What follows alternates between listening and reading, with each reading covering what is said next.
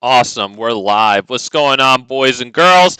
Nice to have everybody back here with me on the worst Magic the Gathering stream. What's good, Rusty? Nice to see you in chat. I don't know what sword you're talking about, though. Is that in the game, or is that just something else? I'm probably just misunderstanding you. My bad, buddy. Either way, boys and girls, let me introduce you. Donald Thrun, Breaker of Silence here. Best president ever. Eternal God King. Can't be countered. Trample. Can't be the target of non-green spells your opponents control or abilities from non-green sources our opponents control. And as long as it's our turn, Thrun has indestructible. Hell yeah, call me 3-1. What's good, my dude? So, Thrun, it can't be the target of non-green spells and abilities. If that's, it's kind of annoying to wrap your head around the wording at first. So basically, you know, it can't be the target of like Fading Hope, right? The blue spell, but it can be the target of Binding of the Old Gods, right? Because that does have green in it. Stromo, hell yeah, Thrun time. What's good, man? So, just a few changes that I wanted to point out for tonight's programming here. The first of which is I added Basilisk Collar, which I believe I originally included in Zayatora, unless I didn't. But yeah, Deathtouch and Lifelink, because we're probably going to be fighting our commander a few times. Let's see, where are they? Oh yeah, I put in two kind of bigger draw spells here, right? Because we're not using a whole lot of creatures. I think I have 22 creatures. That's one of the lesser amount of creatures amongst my decks. So we've got Return of the Wild Speaker and Rishkar's Expertise. Both allow us to draw cards equal to the greatest power among. This one says our non-human creatures. I think Rishkar's Expertise is just among. Or draw cards equal to the greatest power among creatures you control.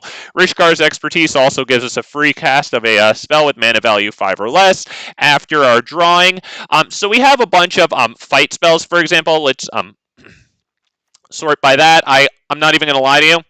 I thought I had more than that. I might need to take a look at that. Really thought I had more fight enchantments. I guess I'm relying. It's been a little while since I played this, not going to lie. Okay, I guess we have more auras to power up Thrun and a little less fighting. We've got a whole bunch of auras here to power up Thrun, although this one, I guess, isn't a aura for Thrun, right? We've got some equips here. Not too many, but we've got some pretty good ones. Obviously, Basilisk Collar we saw before. Shadow Spear's pretty nice. Helps out with our opponent's hexproof indestructibles, right? Blackblade Reforge is really good. +1/+1 for each land we control, and a discounted equip cost for legendary creatures like our commander. Thrun Power Suit is really nice. Helm of the Host is very cool. Let's see. I don't know. There's not a hell of a lot to say. Let's just take a quick look at the draw spells before we get right the hell up on into this. We've actually got a decent amount of draw here. Things like Season of Growth are incredible in this deck, right? Because we have a bunch of like targeting auras and spells like Snakeskin Veil, Tamiyo Safekeeping to protect our stuff and draw off of Season of Growth. One of the highest value uncommons, right? We've got like Sixth Sense. I mean, you can see them right here. This one right here on Hunter's Insight is a really nice uncommon. Choose target creature you control. Whenever that creature deals combat damage to a player or planeswalker this turn, draw that many cards. That's really good. This one's pretty cool. You might be sick of it from if you've played a lot of Sithis or the Shrines Commander, right? This one can get pretty annoying. I'd imagine Calyx right now. It could be pretty annoying with that. Whenever enchantment enters the battlefield under our control, +1/+1 counter on it, and draw an almighty card. And then Toski's here too, and I don't know how good the Great Henge is, but like it's going to give us life. It's going to add 2 mana there. And a lot of the time, we'll probably be able to pay for it with just 2 mana. So let's get right into this. We're running 37 lands, but we also have Bela Ged, Recovery, and Count the Ambush for a grand total of 39. I don't think I have too much more to say here. Except that I honestly thought that I had more fights in this deck. We do have Vivien Arkbow Ranger too, so we can deal damage equal to our power to another target, whatever. And I just want to check the shop right fast. Voltron. Oh, thank you, Rusty. Okay, sorry, it took me a moment to get to that in chat. Voltron's sword is called Blazing Sword. Thank you. Now we are on the same page. You know what? I'm not gonna lie. At least all of the discounts are the same. Yesterday there were like 4 different percentages off in the store. They were actually good deals, but they still managed to give me Mr. Krabs vibes. Just because there was like a 20% off, like something was 50, there was like 70 or something too. I don't even remember. There were so many. I can't remember all that information. Z-Man says Helm of the oh, yeah, Helm of the Host is so much fun, and I hope. Oh, sorry, my bad. Yeah, Historic Brawl. Okay, my bad. There's Donald Thrun. Let's go ahead and do it. Helm of the Host is so freaking cool, man. I run it in the mono red Itali, right? Not the new Itali, whatever the old Itali is. It's really cool in there, right? Because you even if you can't attack in with your commander because it'll get destroyed, you know, you just make the copy, send the copy in, and then you freaking cast some spells off the top of some libraries. That's good stuff. Ah, man.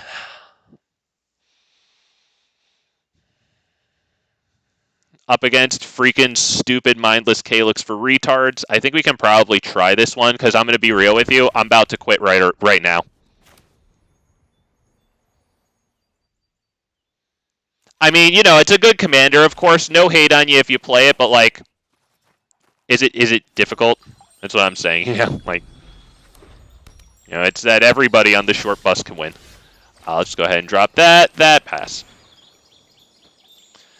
The land drop would be the best thing, or the land draw would be the best thing that we can get here, so that we can go Mind Stone and then Llanowar Visionary. That's freaking incredible.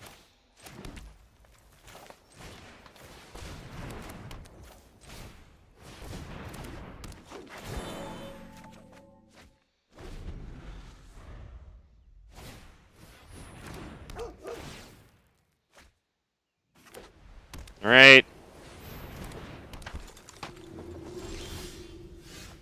Okay.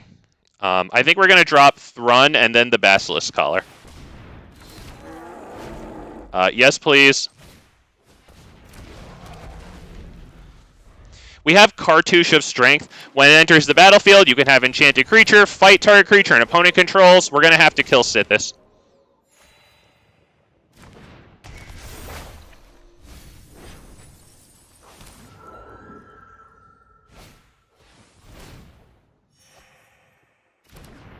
I think we can do Setessan Champion and then Cartouche. Kind of feeling that, right? So we can get an extra card draw going on here. Right, it's either that or we can equip Basilisk Collar and then do Cartouche, but that's a little over kill, and I would like the card, so why don't we just real fast tap that.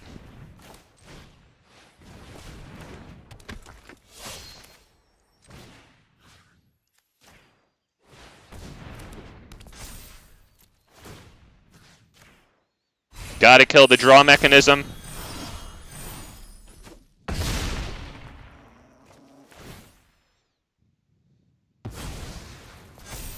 Okay, we'll attack with the Indestructible. They do have 2 chump blockers.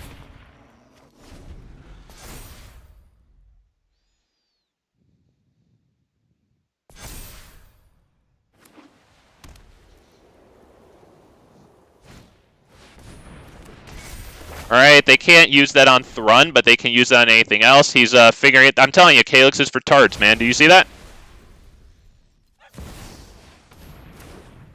Alright, we don't have a fight right now. But we can get the Basilisk Collar on Thrun, which will at least give us lifelink.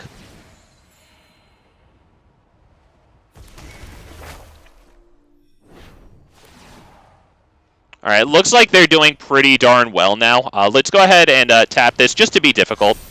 We need a fight at this point. If we don't get it, we can probably just leave.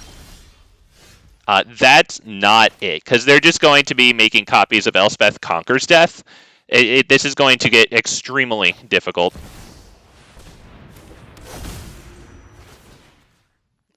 There. Yep, we'll just attack.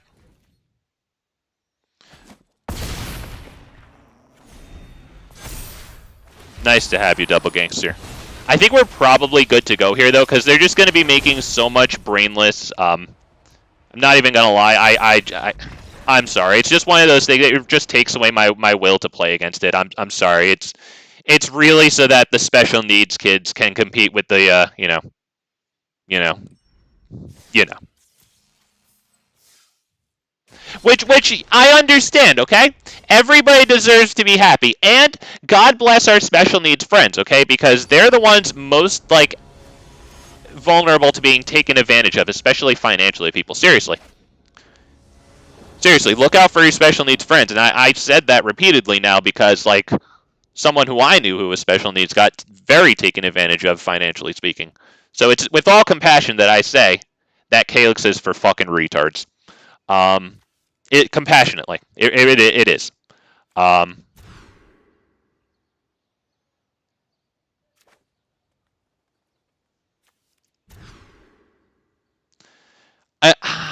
guess. I mean, we're losing cards now.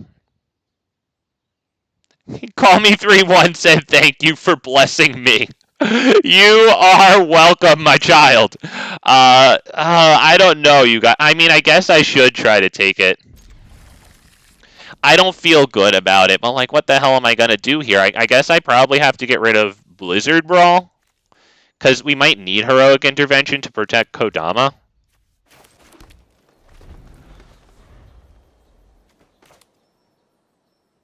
The only thing we have right now is Kodama, then attach this to it to make it a modified creature, right? So that we can swing in and get a land.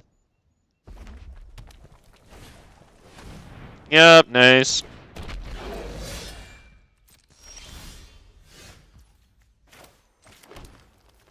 Like, I know it's mean to say, but let's be real, you guys. Like, it's mean, but somebody's got to say it. Truth is mean. I mean, I could sit here and be like, oh, that's a good card. Oh, wow, that's really strong. It looks like he's having fun, you guys. But, like, I can't bring myself to do that. Do we have any Deathtouch here? Okay, that's a pretty beautiful draw there. We're going to hit Oakenform on this thing. All right, now we attack. It has trample, so it ain't getting jumped. We get a beautiful, beautiful land on the field.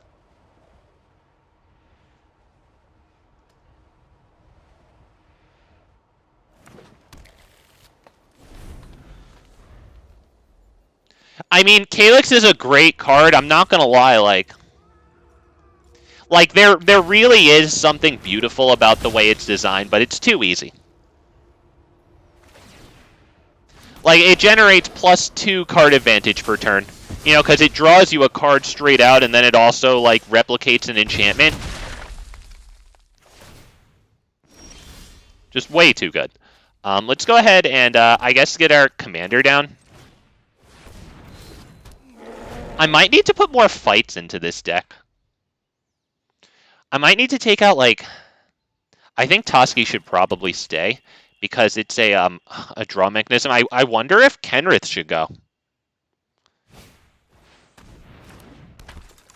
I feel like I might need to go fight happy.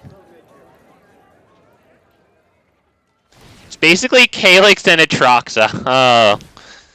Yeah. Oh, you know what? Yesterday, I had my tinfoil hat on at the end of yesterday's stream when I was playing Minsk and Boo. Because Double Gangster, you might not believe this, but I promise you I'm telling the truth. I didn't face a single Atraxa 7 yesterday. I think we should probably block this. Although, do you think they just put Deathtouch on our thing? Oh, we have to try something here. Oh, wait, they're going to sacrifice something. Okay, yeah, I screwed up there. That was my bad. Yeah, that was dumb. Okay, my bad. I'm sorry. I baby brained that one. My bad. I'm going to get it right, okay? Let me just I think I might want to get rid of Kenrith here. I feel like when I was introducing the deck, I thought I had more fights in here. I think we need another fight. What should I put in? But yeah, I didn't face a single Atraxa 7 in yesterday's stream, and like, I had my tinfoil hat on, and I was like, they're protecting Atraxa. Like, because there's no way. There's no way in hell. Like, how often do I actually play a competitive level commander? You know what I mean? Like, and the one time I play a competitive level commander, like, I don't face a single Atraxa 7. Okay, let's search for fight real fast. I should probably do the one that draws us a card, right? Oh, we have Sky Shroud Ambush. All right, well, Prize Fight is pretty good, too. I kind of like that, and I know Kenris Transformation is good, but I just want more freaking fights. Kenris neutralizes their commander, I guess. The fight kills it. I don't know. Hopefully today I don't get to play... Well, good luck, sir. Good luck, have fun.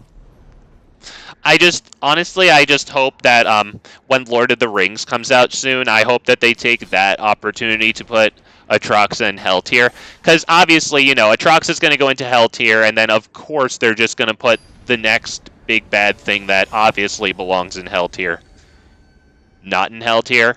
And then their apologists / cocksuckers are going to come out and be like, oh, well, they don't have sufficient data. Like, shut up, asshole, you know? Do we keep this one?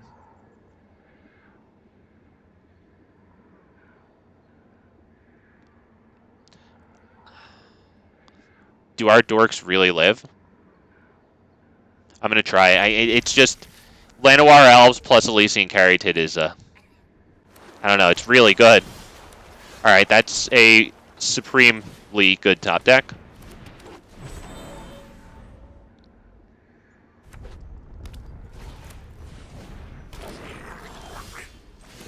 All right, it's going to be either Kodama or Caryatid here. I'm kind of liking Kodama, honestly, because next turn we can drop Oakenform on it and then swing in and get a land onto the field.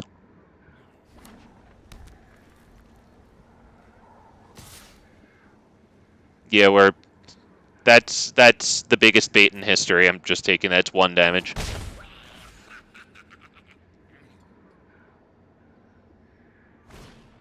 Dude's got Atraxa sleeves. I like it. Atraxa's the best. Everything else sucks. I have this in here instead of more fights. I mean, I guess I was looking for artifact and enchantment removal, obviously, but this might come out for another fight, not even going to lie. I have a decent amount of artifact and enchantment removal. Yeah, let's go Oakenform and attack. Is that okay with you?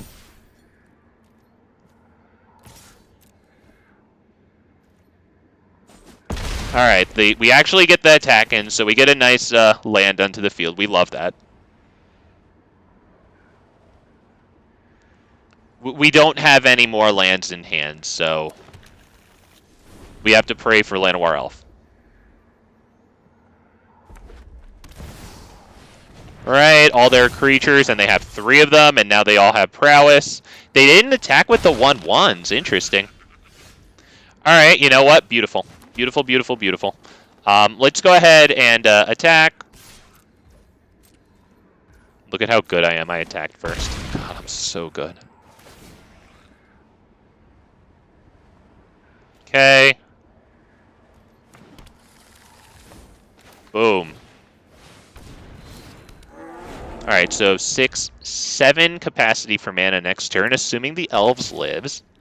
That's not enough to do Helm of the Host and equip, which takes a total of 9 mana, but it's enough to drop maybe Season of Growth.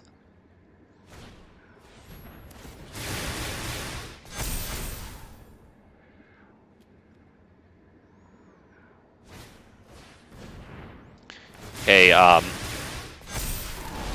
they've got a lot of damage there. Oh, wow, and now they're going to get another round of prowess. That's pretty awesome.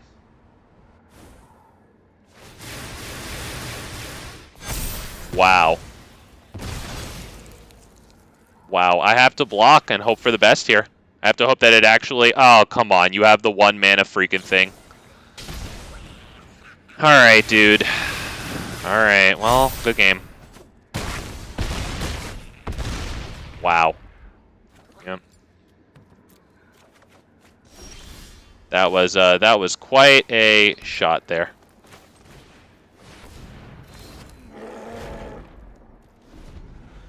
He obviously just mashes spacebar here. I like this guy. We'll just mash the spacebar too.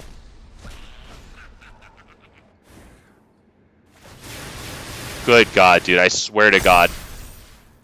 They're making him for tards. Not that the guy's a tard. Obviously, it's just a very powerful thing and he wants his W's, but like, it's not difficult to play, you know what I mean? Like, there's no trick to it.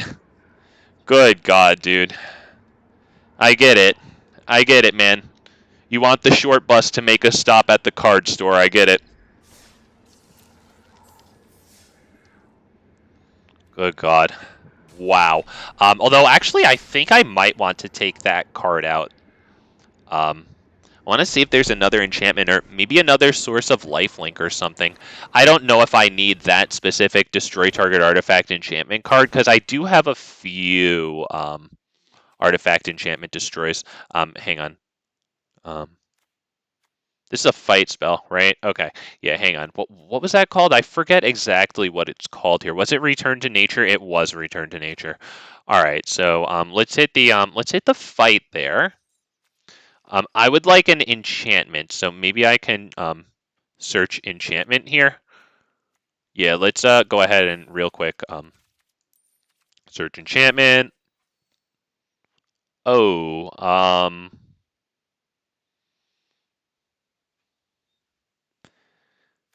if it's not a fight, could I get a planeswalker in here? Do I have a good planeswalker? Should maybe Nissa could come into this? Honestly, just because it's huge and it really is also artifact and enchantment removal, and it can just, you know, give us free wins because everything that they're putting out now is a free win card. Or sorry, I should say every mythic and every you know, obviously slated for commander thing. Oh God, especially in Lord of the Rings coming out. Have you guys seen some of the previews? There's a lot of obscenely powerful stuff. It seems like they're blatantly forcing an artificial rotation, you know? Like I for some reason this white card is sticking with me. It's got the white tree in it or something. It's some kind of enchantment. It might cost 2 white. It's a legendary enchantment, so, you know, whatever. It's a commander card. It gives like all creatures you control +1/+1, except legendary creatures you control actually get +2/+1, and there might be one of those things might get Ward 1. I don't know if all your creatures get Ward 1 or if only your legendary creatures get Ward 1 as well, you know, but like, damn. Damn, man. There's actually a red Meathook Massacre coming out too. It costs X and 2 mountains, right? When it enters the battle, I don't think we can take this. When it enters the battlefield, it deals X damage to each creature, and then whenever one or more creatures that your opponents control die, you create a treasure token.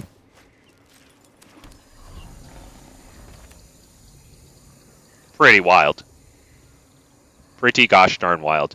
We'll do Mind Stone plus Basilisk Collar this upcoming turn. Oh, I just noticed. Oh, that's a Troxa 4. Alright, yeah, that one's reasonable. It doesn't just shove cards into your hand so you can win in spite of yourself. You actually have to have some strategy going on with this one. It's very powerful, yeah, but like, I mean, at least it's not a Troxa 7, you know? Like, it's not for just, like, brainlets, you know? He said not another Meathook. Oh, another Meathook.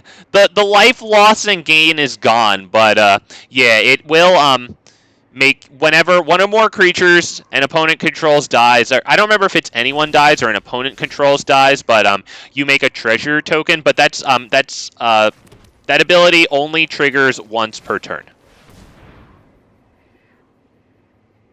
So at least you can only make 1 treasure token per turn. Of course, you're going to have red instant speed removals, or, you know, let's be real, probably red and black, probably Rakdos, right? So you'll have plenty of ways to kill stuff on everybody's turn. And plus, the treasure tokens will help you pay for it. They aren't even created tapped. All right, that's a good thing for them to to proliferate with their Atraxa. So I guess we drop Thrun.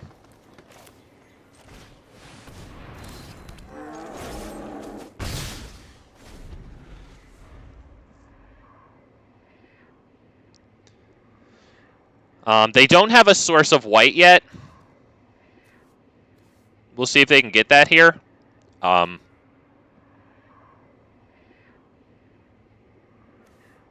We don't have a fight, though.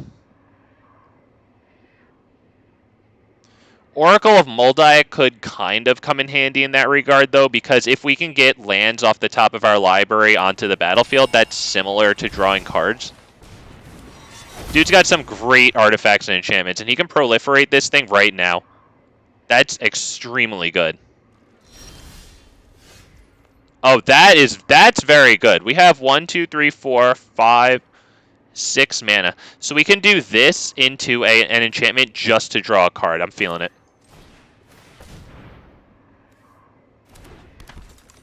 I think this one's good, right? Because it'll draw us an extra card when it enters the battlefield. If enchanted creature is a creature with the greatest power, blah blah blah blah blah, among creatures, draw a card. So we get 2 cards. That's very good.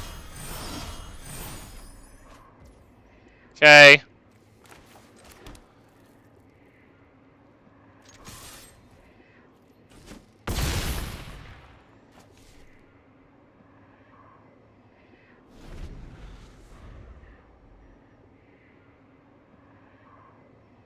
Not like Rakdos is already the strongest. Yeah. They get Sunfall.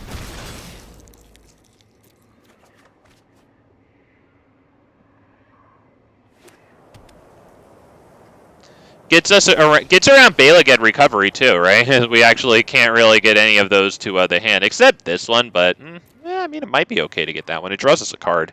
Let's go ahead and do we just drop Thrun here, or do we do Oracle? Honestly, I think it's probably Thrun.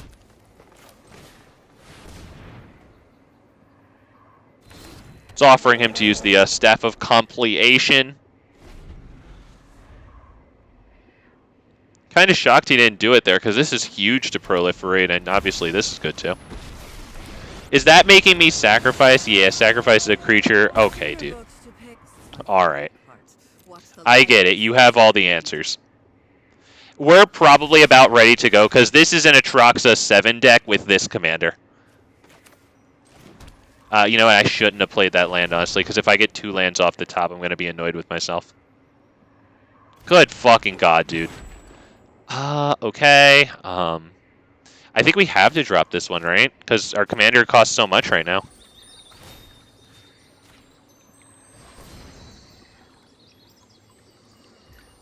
Alright, that's all past turn. They can proliferate with their Staff of Completion and then -3 the Professor Onyx. I would assume they want to keep it on the field, though, so I don't see them doing that. Yeah. Given that he's basically running Atraxa Grand Unifier control here. There has to be an answer here. Yeah. We're not going to, even if we win, we're not going to enjoy it. We're not drawing cards here, unfortunately. Once again, Oracle of Moldaya is arguably cards, but like we're not actually drawing the cards into our hand. Getting the lands onto the field is nice because it uncovers like, you know, non-land plays for us to make. But yeah, we're up against Atraxa Grand Unifier control with the different commander, but it's the exact same thing there, so we'll take a pass. Man, we got a rough start here, boys. Damn. Got a rough freaking start.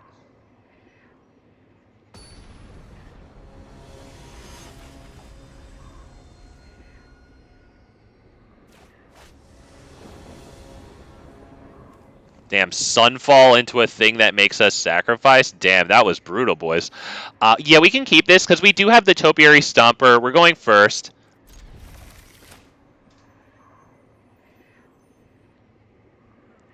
And hopefully we can get our commander down pretty smoothly, going Mind Stone, Topiary Stomper. Hopefully the turn after Topiary we can get it down. That land drop makes it a whole heck of a lot easier to accomplish this feat. And we have this here, which when it enters the battlefield, enchanted creature fights up to one target creature we don't control, so that's very good. It'd be incredible if that resolved, although with the Boseiju top deck there, I mean, even if that hadn't resolved, we'd still have the 5 mana for next turn. Yep, we got a spacebar through. We've got Snakeskin Veil, cosmetic style, by the way. Makes it better. Alright. This one is the one that makes their lands a creature, and it's not until end of turn. It just makes them creatures.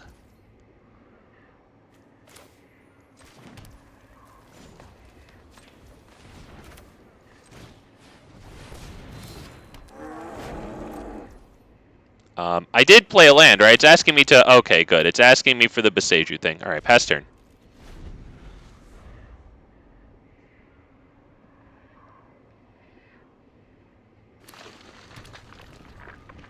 Reliquary Tower, nice, man.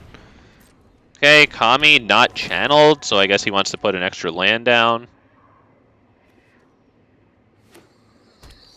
Okay, he's getting up towards 7 lands that ability starts activating.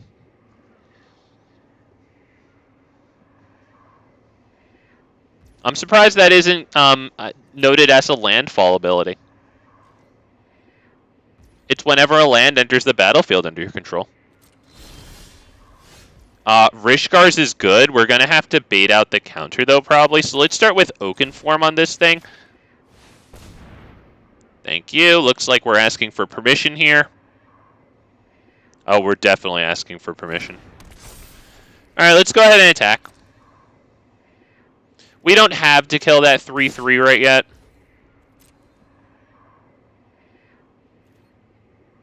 We can save the fight for when they tap a bit more mana for their commander.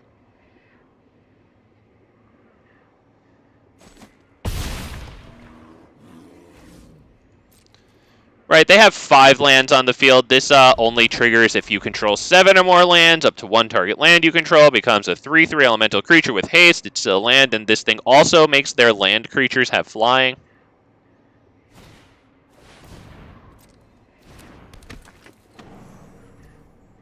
No land after that, okay. Alright. Should I Boseiju that land? Should I Boseiju that land?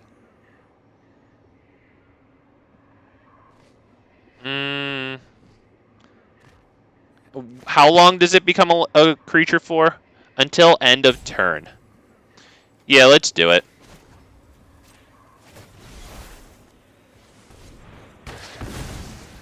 They just get another land, but this isn't going to make it a creature. This triggers at the beginning of combat, so that's fine too.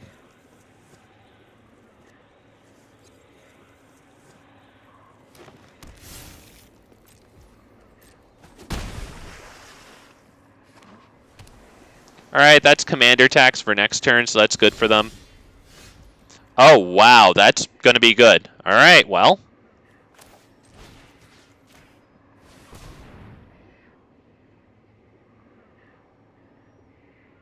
If they counter that, we still have this one for huge pluses.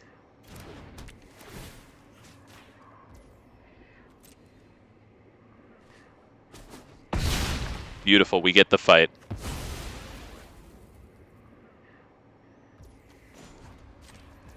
Make sure to tap that so that we keep the forest open for Snakeskin Veil. We only have 3 other enchantments, but it's obviously still a big creature.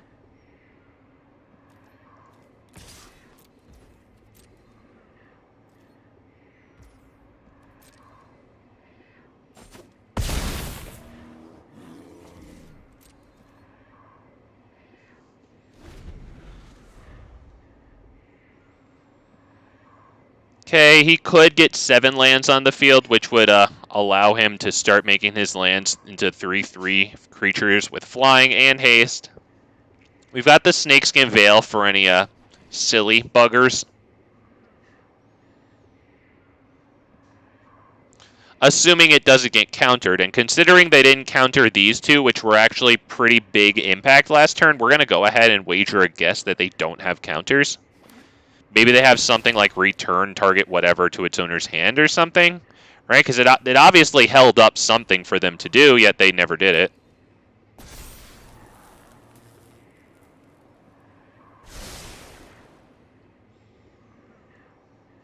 I was thinking we might see River's Rebuke this turn. That would have been a royal pain.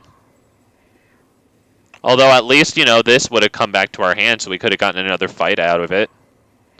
We would have had to reset by doing Thrun, and only Thrun, and then the next turn we'd be able to hit that. So that it still would have bought them like 2 turns. Alright, he slowly passed turn and didn't concede. So, what kind of shenanigans we got, man?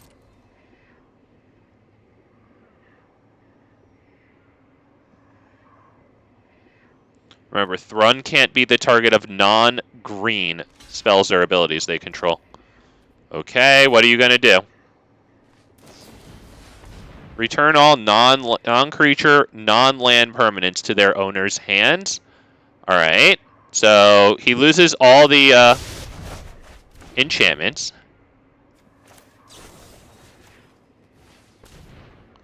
They have 2 forests open. So if that resolves and they don't have anything else to do, we do exactly lethal.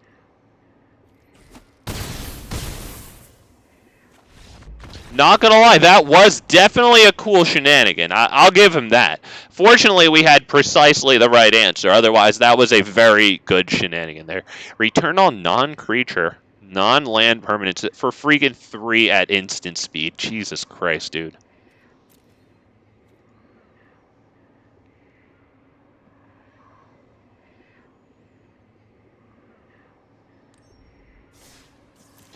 That's actually pretty cool that we have a fight on an enchantment, though, right? Because if it gets returned to our hand with things like that, you get another fight, man. That's really cool. And thank goodness we had exactly the right response for that. Like, exactly the right response. We got him down to 0 and no lower than 0.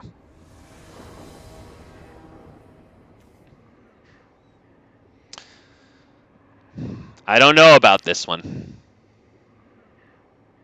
Nothing until turn 3 when they go first.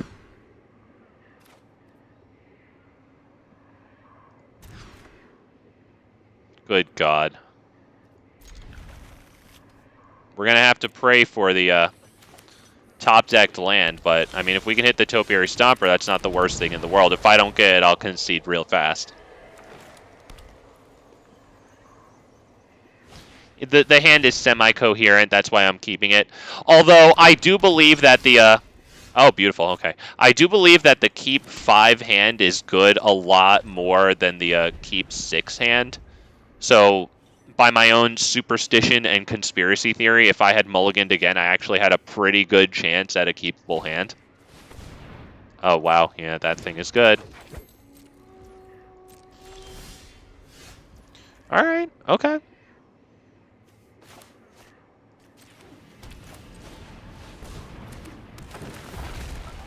We're probably going to need to fight that Tireless Provisioner next turn, so, damn, it looks like they can just drop a land and hit their commander. Okay, they didn't actually do that, but how many lands does this let them get onto the field? 2. Okay, they'll get 2 treasures out of that. That's really good. Yeah, beautiful. Very nice. And do you have a land drop also? Nice. Damn. Not freaking bad at all.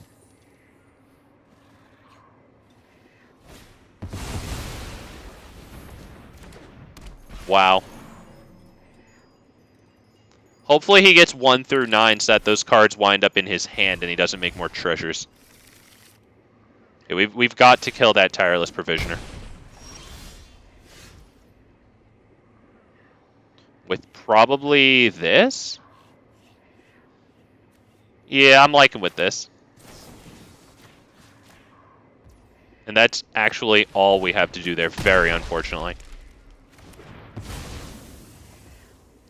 I would have loved to get Nissa down there. Right, we could have Nissa, untapped a forest, and then gotten that.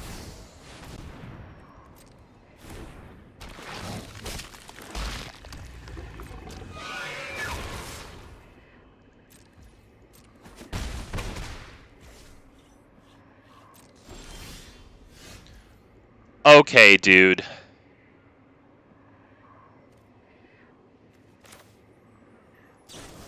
I really have to sit here and play it like this, huh? This is absolute desperation.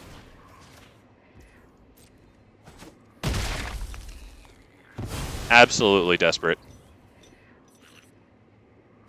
Well, there you go. Damn, dude. Damn. That's too bad.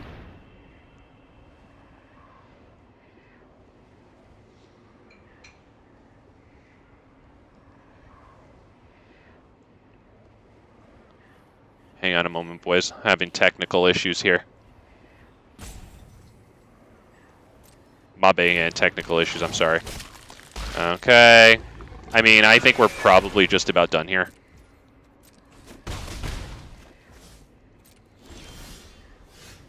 Fucking okay. Alright, dude. Too bad. Yeah, we're running 39 lands, of course, because we have 37 lands plus the what's it called? Count the Ambush and Baliged Recovery there. Hang on. Oh, one moment, please.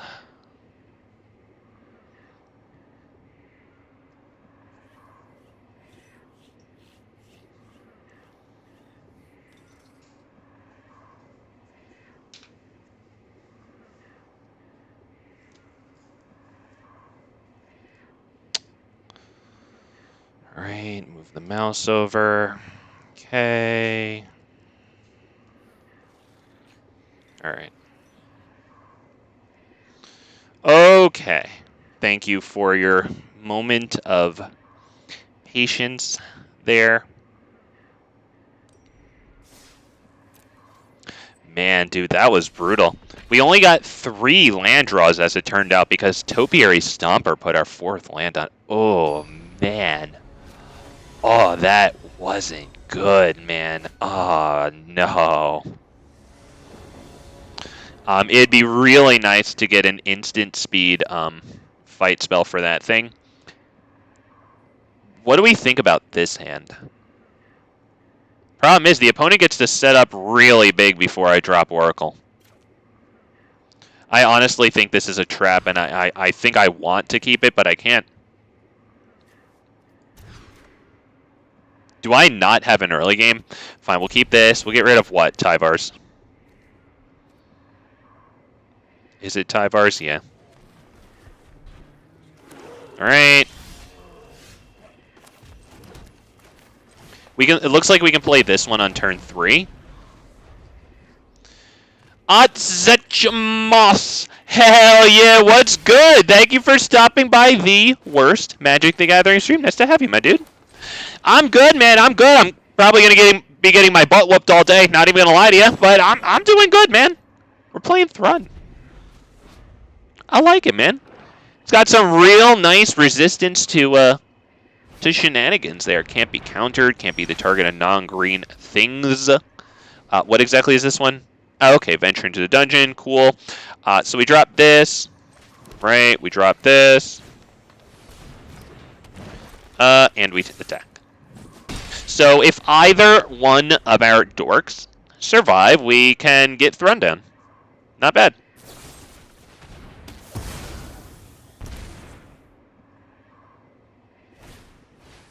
Okay.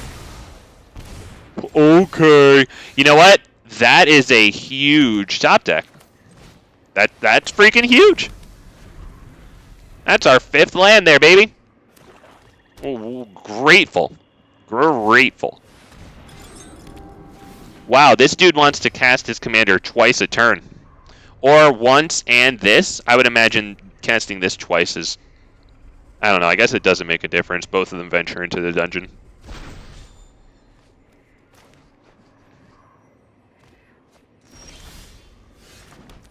I think Thrun is probably good here.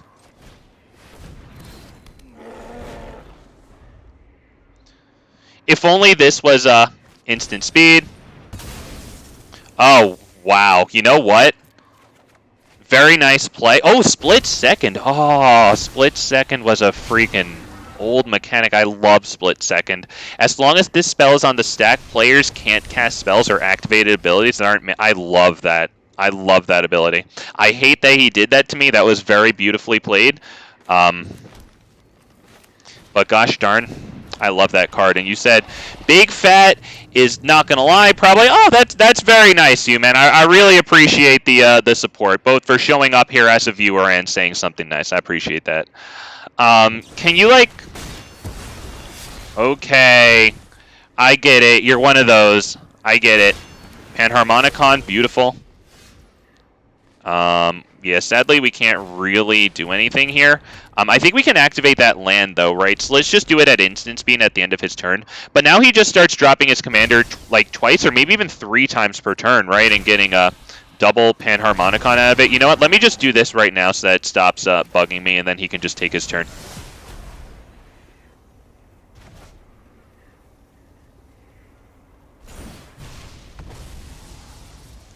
That Panharmonicon is going to be a royal pain in the rear.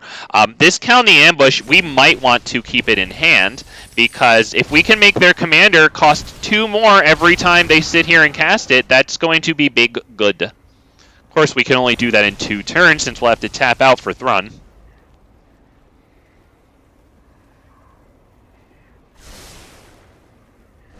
So here's hoping that he doesn't have another really nice way around Thrun. God damn, split second, so freaking cool, man. That's a huge top deck. Do I have an equip that I can do here? Yeah, no. All right, we're not going to use Primal Might, I don't think, here.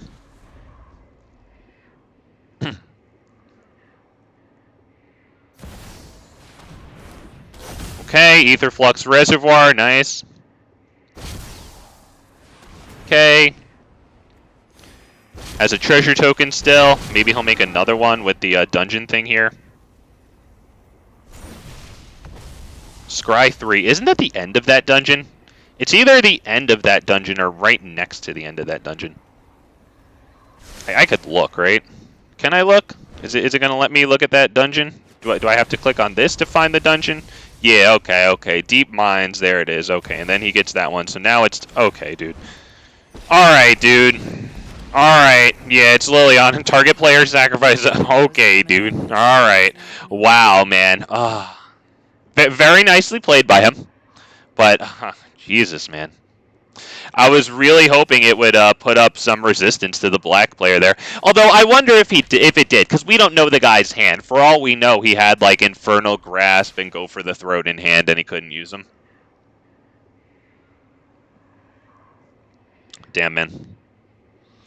Wow, he just killed Thrun like it was freaking nothing, like it didn't have all those freaking lines of text. Killed everything, dude. Both of our mana dorks, Defiler and Thrun, twice there. Okay, you see, this is what I was talking about yesterday. Like, yesterday I didn't face a single Atraxa 7. Now we're getting the normal number of Atraxa 7s. I really wonder if they were protecting them. I genuinely wonder. I mean, they are a business, and they are, like, not just a business, but a scumbag business. So, like, I genuinely can't put it past them to, like, you know, kind of give favorable treatment to, you know, people putting in all the wild cards to run the new bandwagon commanders, you know. I think we'll do Caryatid here. It's, you know what, Season of Growth might be okay, too. So let's do Mind Stone, so that way next turn we can go Season of Growth and then Caryatid. Because whenever a creature enters the battlefield under your control, scry 1. We would like that scry. Oh wow, 6 cents. Okay, great card. Yes. Alright, there we go, I did it. Season of Growth, into this. We do have land number 5 here, but I think we can still take land. You know what? Yeah, that's a fight. We keep it. I don't play Historic Brawl very often. Yeah, in that it's obviously released to be extremely powerful, and it should go in, like, the upper tier play, aka Hell tier, right? But, like, they purposefully don't put it in so that the, the scumbag types who would run that thing can, bully lesser powered people. Alright, so, hang on. What if I did this? Alright,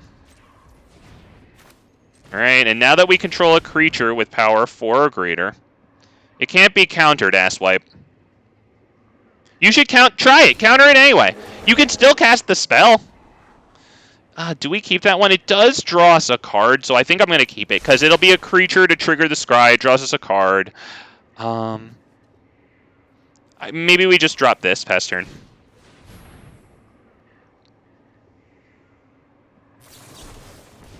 Alright, there you go. So he was looking for a counter. Oh, wait, that's just...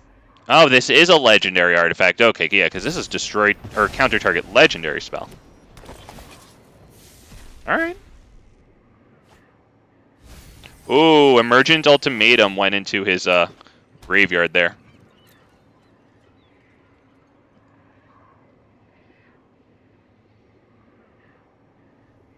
So he has enough mana for Binding of the Old Gods here if he wants to do that. Witness Protection on the Caryatid. Yeah, not the worst thing in the world. Okay. Alright, why don't we start with the Visionary here, I think. See what we get off of the Scry. Yep.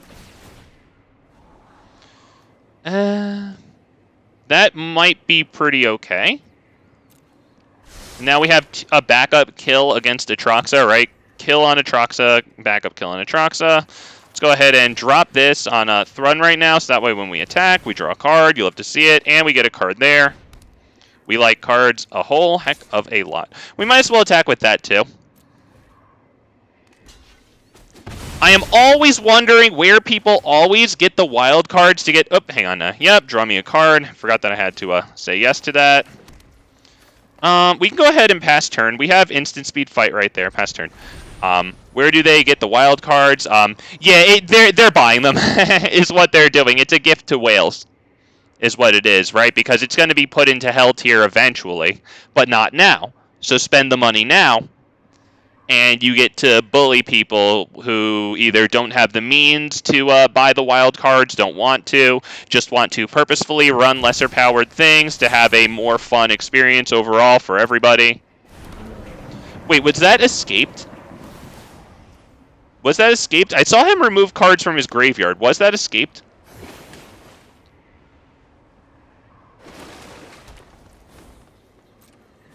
Okay, it was escaped. We can't fight it, of course, right now because we're still a 5/5. Our Sky Shroud Ambush will not increase our power. But we do have Blizzard Brawl, which will give +1, or if you control 3 or more snow permanents, and we do, then the targeted permanent gets +1/+0 and indestructible, which is redundant, but it's still good. I think Blizzard Brawl right away, right, because we'll draw a card off of Season of Growth. I want to keep the instant speed one for their commander. Although, wait, it'll still be a 5/5 unless we get a power up. Yeah, we're not getting a power up, unfortunately.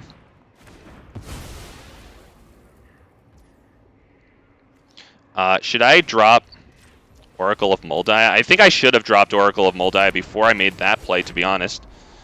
Snakeskin Veil? You know what? It is a power-up, but it still doesn't kill Atraxa, so But it will draw us another card with Season of Growth. That's the only reason I'm keeping it.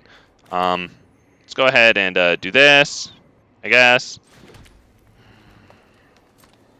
Fine, we'll just freaking attack. I wish it was Tamiyo Safekeeping. But let's see if we can get a land underneath it. Beautiful. We put a land there. It's just like drawing a card. You'll love to see it. And this is a power-up. Beautiful. Pass the turn. Beautiful.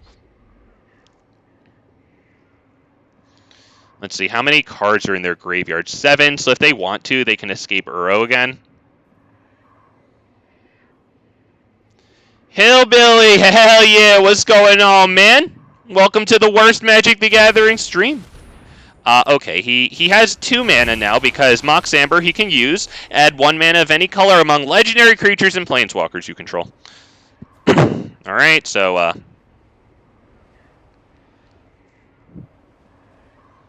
do we do Snakeskin Veil this turn? Time Warp, which he can't use, but he can use Memory Lapse. Let's go ahead and do Snakeskin Veil right now.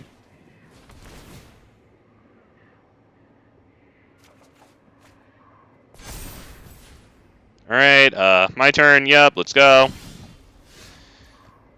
Okay. I think we can start with we can't start with Sky Shroud Ambush, sorry. I have to think about this one. We have to use Primal Might and force him to counter it, I think. Right? And then we can put Howl of the Hunt on and start attacking. Yeah, so Primal Might for X equals, how much? Hang on. 1, 2, 3, 4, 5, 6, 7, 8, 9. I need at least 3 afterwards. To be honest, I should probably have at least 5 afterwards. So let's just do X equals 2. They're going to gain a lot of life in this fight, so... like, we're not going to hit lethal damage here.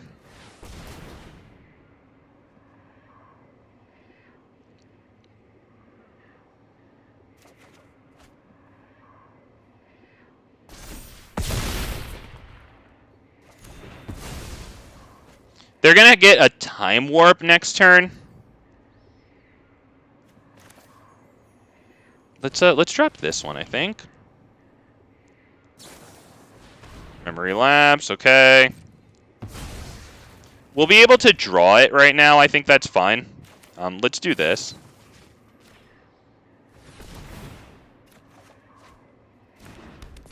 Okay. Basilisk Collar. No, let's hold open the fight, honestly, at instant speed. Do we attack with all of these? Yeah.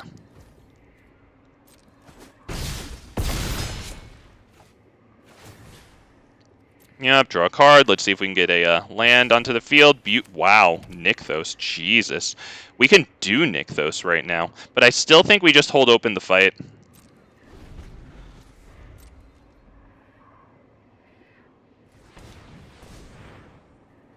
Just found out that early access is the 15th, and I'm going to be able... Cool, man. Hell yeah, go for it, dude. Very good. Alright, so he tapped 5 specific mana. Okay, he undid 1, so he's probably making sure that it doesn't screw up him playing Time Walk after this. What's his Cold Steel Heart? It's on blue. Okay, I'm counting how much blue he has, because I don't know if he can do Uro and Time Walk. Okay, resolve. How many forests does he have? I see that one. Oh, he has a bunch of forests, okay.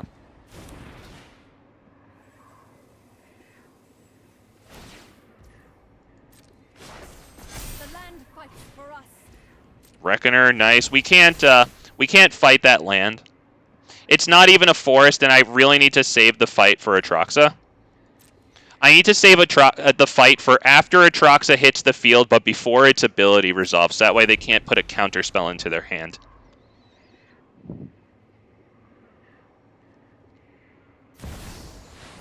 Yep, resolve. And now we can hit Sky Shroud Ambush.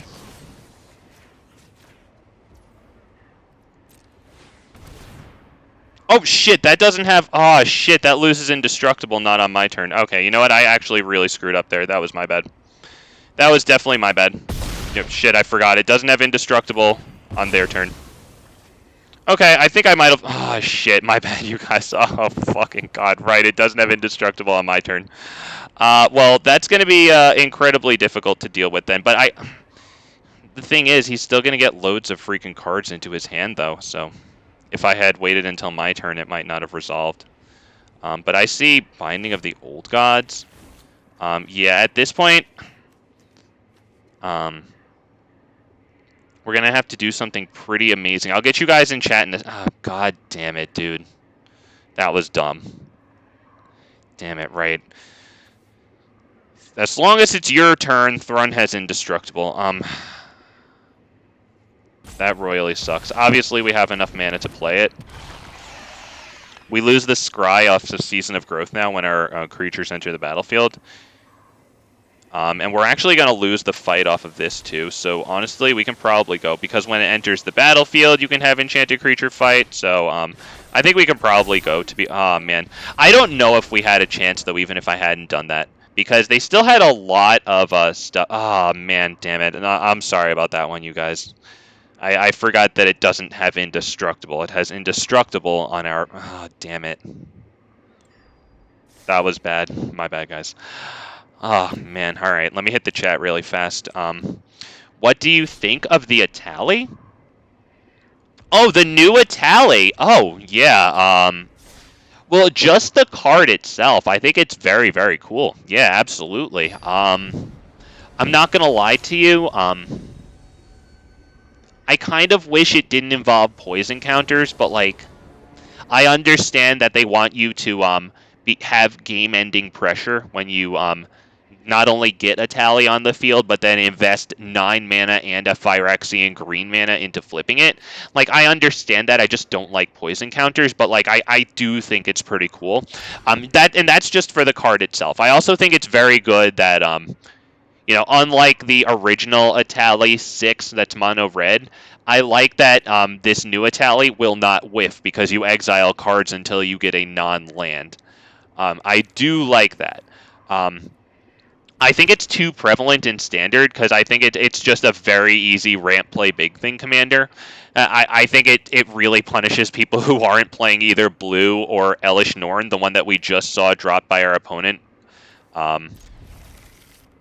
We should probably get rid of Inscription of Abundance. Damn, I'm actually really pissed off that I flubbed so hard with that fight. I felt so cool that I was fighting their Atroxa at instant speed.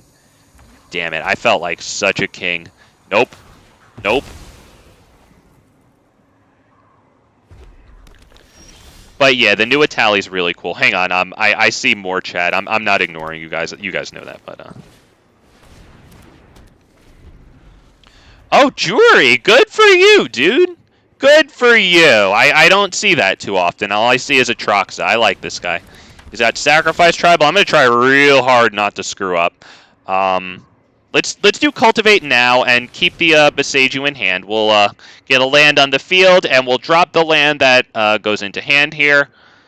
Get you guys in chat in a second. I'm still pissed. I'm going to be pissed off for the rest of my life about that Thrun play.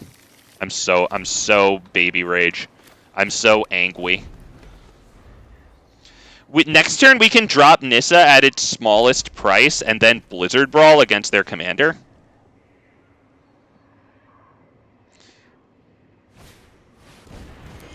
Right? Because they haven't sacrificed anything yet. It looks like they won't be sacrificing this since it requires activation. So I'm kind of feeling that right now. I mean, we could also Thrun, and then next turn we can get Nissa down for a lot. Right, yeah, let's Thrun here, honestly. It gets Thrun onto the field, so next turn it can attack. They can deal 1 damage to any target, because when it dies, it deals damage equal to its power to any target. Hillbilly said, I do have a problem with the early access because it's historic. Well, I don't know, man. Do your research, I guess.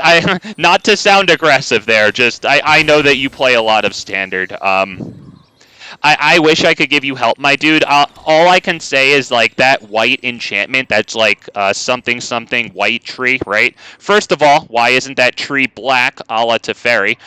You know, and the tree isn't even trans, you know, and non-binary, right? It doesn't even have its pronouns in its stupid fucking Twitter bio, so, like, unbelievable that they didn't make the tree black.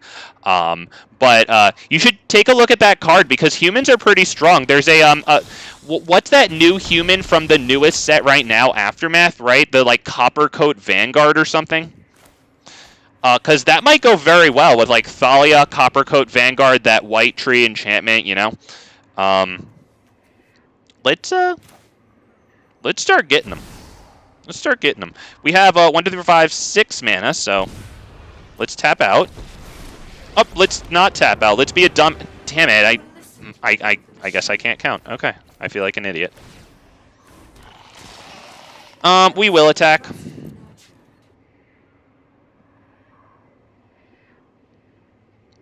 You know what? It's mind games. We have 1 forest open. Famously, that's Tamiyo Safekeeping, Tyvar Stand, Snakeskin Veil. That's actually brilliant of me. Y'all think that was a mistake? I'm done messing up. It's all about the mind game. Oh no, this poor guy. That's not necessarily desperate or bad or anything.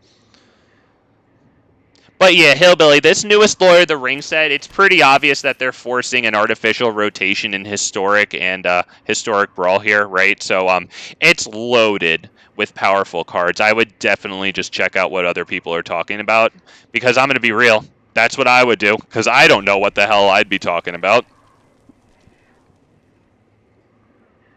Okay, Double Gangster said, it's just too much value out of one card. Oh, you're talking about Atraxa? Yeah. Can't outrun it, even if you had played it right. They would just, yeah. I wish I hadn't screwed up, but you're absolutely right. Yeah, I don't know how much we really would have done. I do wish I had played it better, just for good form, you know what I mean? But, like, yeah, honestly, I think it was, I think you're exactly right. Can't freaking outrun it. That lifelink, dude. I'm still going to be pissed off for the rest of my life, though. I'll never forget that. All right, Hillbilly says, yep, no problem. You're welcome, bud. And then Moss says, would be much cooler if they would give you a game-ending mechanic involving a more Atali. I'm just not thrilled with freaking... I'm assuming he's looking for a board wipe. Although he's taking a long time here. I'm not thrilled with Poison. I do like it, though. The backside of Atali is a callback to an older card called Blightsteel Colossus, which you might have heard of. It's pretty famous. It's just an old, like, 11/11 indestructible trampler, but it had Infect. Infect is an ability where the creature deals combat damage in the form of -1/-1 counters to creatures, and it deals combat damage to players in poison counters. Okay, I must now think, and not be a freaking idiot. Alright. Gonna do this one. Hillbilly, I'm not even gonna lie to you. I haven't even asked for early access. I stick to my principles to a fault. I'm disgusted with the state of this game. I can't even bring myself to talk to these people. I'm not even going to lie to you. I feel like it would affect my credibility, too, because I don't shy away from being, like, you know, not always, like, you know, plastic and toxically positive. So if I was accepting favors from the people that I criticize, to me, that calls into question my credibility. And I'm not criticizing anybody. I'm talking purely about me. And I'm sorry if anybody takes that as a criticism. It is not intended that way at all, even if it sounds that way, and I apologize for that. But I don't feel like I could really take myself seriously if I was accepting favors from people who I criticize.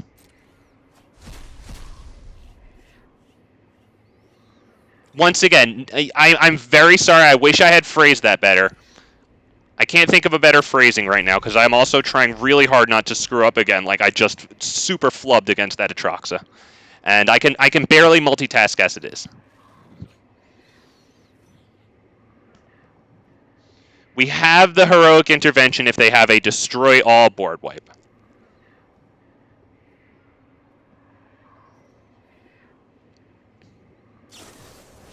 Big score, beautiful, yep. But he's only got 4 mana capacity here. He's looking at a Nissa Ascended Animist who's about to ult.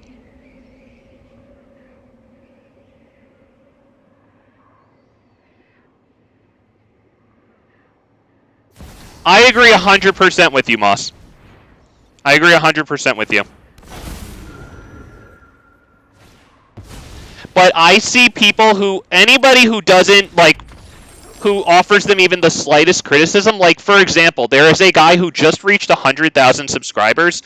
A lot of us are probably subscribed to him, you know, MTG Original Decks or something like that. You know, Eastern European accent. He's got a pretty good sense of humor. He actually just started using his camera on the on his videos about, like, within the last month, say, right? Most of us know who I'm talking about. I don't see him on their main page. right, on the Magic Arena official channel. And there's no reason for that. He's just as good as, like, I would say the average skill level displayed on that channel. It's very odd to me that he is not on that official channel. I feel like his personality would be very welcome there. And I have to wonder if the reason that he's not there is because he offers any criticism at all for these people.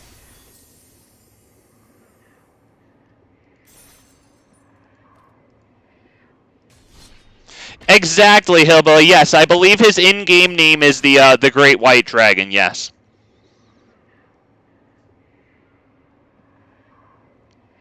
I like his stuff a lot. Actually, within the last couple of hours, he just released a mono green video. If anybody's interested, and the thumbnail includes that the backside of Invasion of, is it Ikoria, right? When it becomes the big 8/8 dinosaur called Zilortha.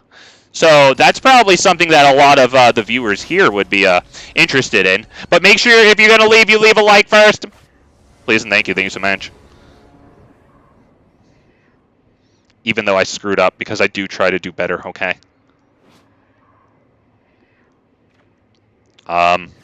We can't keep this one. Fine, dude. Do I really just sit here and take this goofy hand? It's got nothing.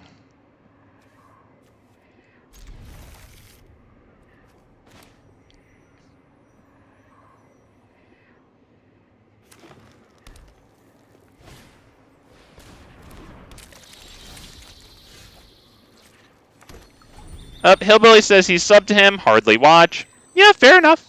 I mean, you've got your hands full with your channel, and then you told me about how you spend like a little bit of time each day, you know, going to people's channels and supporting other streamers. So yeah, man, understandable. Topiary Stomper there is an incredible top deck.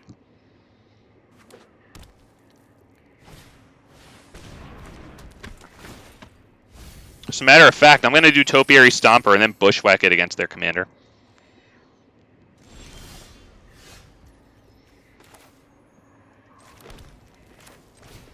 Do they have anything good in their graveyard to exile? Just a forest. Because Armored Scrapgorger.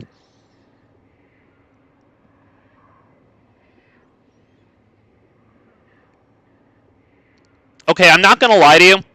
Since I'm talking about their official channel, I have something that I have to get off my chest. And I'm going to try to be nice, and I'm going to try to keep it Christian. But, like, something about their official channel very much bothers me.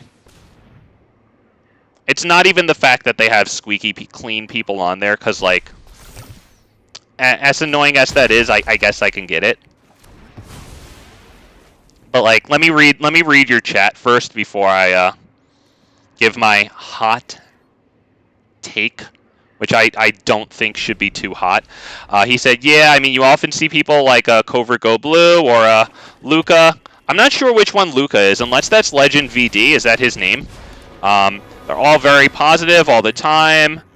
Yeah, although I think CGB might be a little different on his live stream. He's indicated that. I haven't watched his live stream, but yeah, when he does like actually like edited and published non-live stream videos, yes, very positive all the time. Yep. Maybe their cooperate channel has to be quite. Yeah, I do wonder. I do wonder. But like, here's what I don't like about their official channel, because like you just said that they have people who are always very polite, you know, rarely swear, and like that's fine, but like they have very toxic decks that they promote on that channel.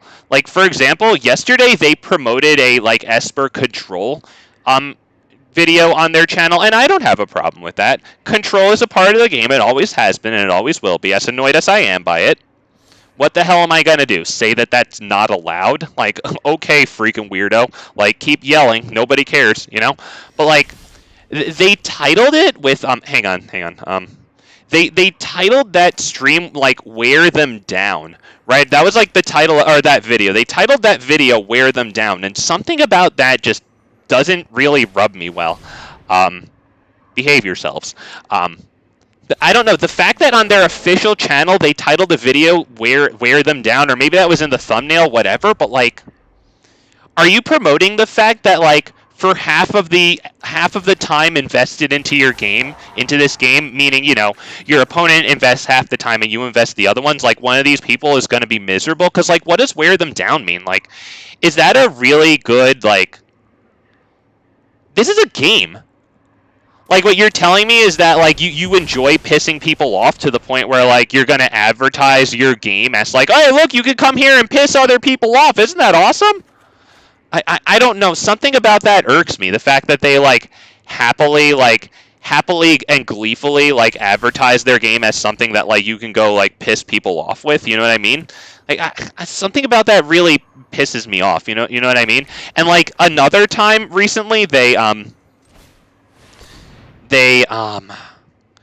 advertised a turn 2 win deck. You know, like the Hammer Time deck. We can actually fight this one, and then when Kogla attacks, we can destroy this. But they advertised the turn 2 victory Hammer Time deck that's like in Historic, you know, and I couldn't help but thinking, like, you're advertising that on your official channel? Like, shouldn't you be ashamed of that? Like, it sounds to me like if the turn 2 victory person goes first, it's entirely possible that the person going second drops a land, possibly tapped, or drops an untapped land and misses their 1-drop. And then they just lose the game before they've done anything. Like, that seems like a waste of time for half of the people involved. Like that sounds like a design flaw that you should do something about, especially since it's an Historic. Can't you do one of those, like, alchemy edits? You know what I mean? Like, you're actually going to advertise that like you're proud of it on your official channel? What? But like, you don't want people who are going to curse on your channel, but you're going to provide a toxic experience anyway. But no bad words, but you can ruin people's time and waste people's time, and that's good? And you're proud of it? That's your official channel. You're advertising this. Your thumbnail indicates that you're proud of this. The presence of the video at all indicates that you're proud of this. That's a turn 2 victory. Your opponent did nothing, and you won. And you're proud of that? That's wild. What? Okay, I have to... Hang on, I actually have to think here. Choose 2 of these things to be shuffled into their library. We should probably get rid of this, and we should probably get rid of... probably Shieldred. Do we... Yeah, they can bring down Shieldred, right? We would sacrifice Topiary Stomper. Yeah, they could keep Shieldred, I guess. They can go put those into... Hang on. Destroy target non-land permanent. You know what? Screw it. You can keep Vorinclex. I don't want you to destroy target non-land permanent on me. Yeah, just something about that really irks me about their freaking channel. All right, this is gonna be tough with Glissa out. But we do have a pretty nice Nykthos, so we do have to be grateful about that. Let's start with Thrun, I think. And then with our 2 whole entire manas left, I guess we can drop... It doesn't matter. We might as well pay 2 mana here, so that way next turn when I drop the other card... yeah. So let's go ahead and not attack, because Glissa is a royal pain in the rear there. It just, to me, the cognitive dissonance between them, like, saying, you know, only squeaky clean people here, but then, like, they're gleefully advertising a toxic, like, playing experience. You know what I mean? Like, what? Like, pick a side, dude. No, like, you're advertising people being dicks to each other, but like, but you have to do it. No foul language. You get to be total asswipes to each other, but no language.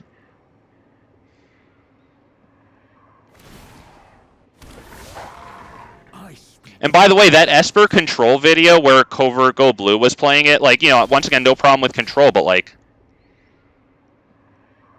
you're like, you don't even have win conditions. You're just, like, multiple games in that video, he just frustrated people out of the game, you know? Let me hit the thinking really fast here. Do we want to do Helm of the Host? We have, let's see, 6 mana here, and then, so that's 5, and then, we have enough to do Helm of the Host, and then, we have enough to do Helm of the Host. I think we have to do it, and we put it on Kogla here. right? Because the copy of Kogla enters. It fights Glissa Sunslayer, because it has to.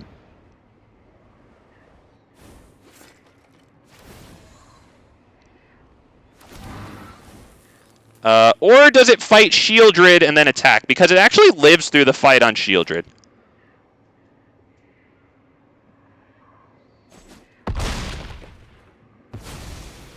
I think I want to attack at Garruk Relentless with Thrun as well. Let's do this. They only get to block one of them with Glissa. Thrun has Indestructible on our turn. We get the kill on Haywire Might. They probably should have exiled Helm of the Host. I'm actually shocked that they allowed that to happen.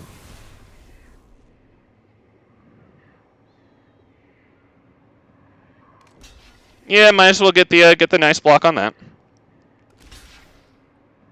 Wow, okay. Yeah, okay, fair enough.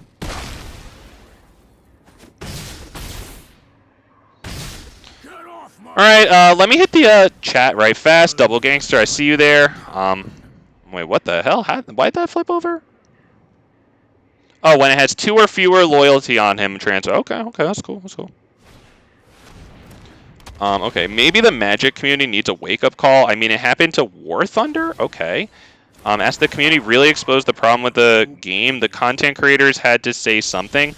Was it a problem with like overly toxic, like plastic positive like commanders, or sorry, content creators? That's what I meant. Sorry, I can't double task here. I have to I have to sit here and hit thinking. Okay. We probably want to drop this,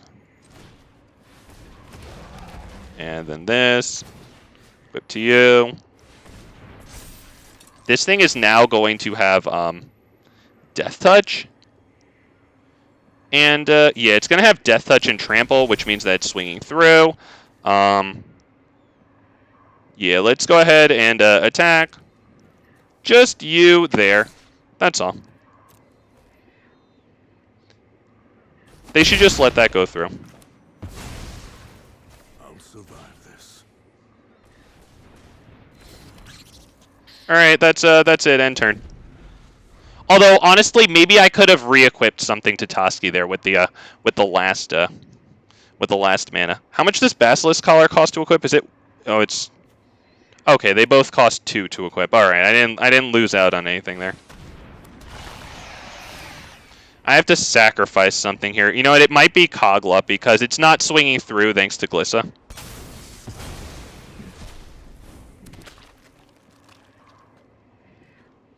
They might want to attack with something, maybe even the 3/4. Although, they need to attack with 2 things in order to get an attack in, since we do have a nice indestructible blocker in Toski here. Wow, 6th Sense. Very nice. We're going to get a bunch of cards off of Thrun. 1 from Toski, 1 from 6th Sense. It has Deathtouch and Trample, so all it needs to do is assign 1 combat damage to each creature blocking it, and all the rest swings through. We have to attack with both. Toski's indestructible. So they can go ahead and block it all they want with Glissa.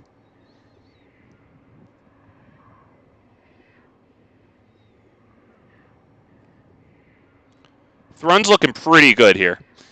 Go, block it with Glissa, dude. Block it with Glissa. Alright, yeah, they definitely should be blocking with, or blocking Toski with something. Because they don't want to give us an extra card for free.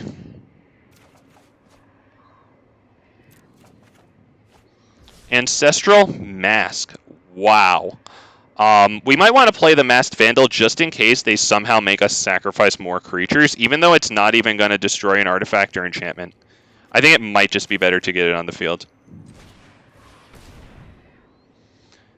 I'm not going to play Ancestral Mask right now. I think we're going to wait until next turn and hold that. Do we hold it in hand? Are they going to make us discard it?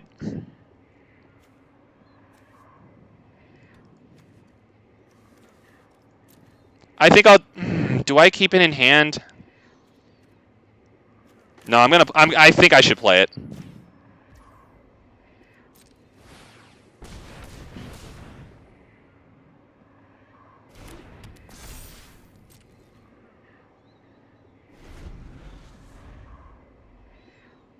All right, let me hit the chat now. Thank you guys for your patience here as I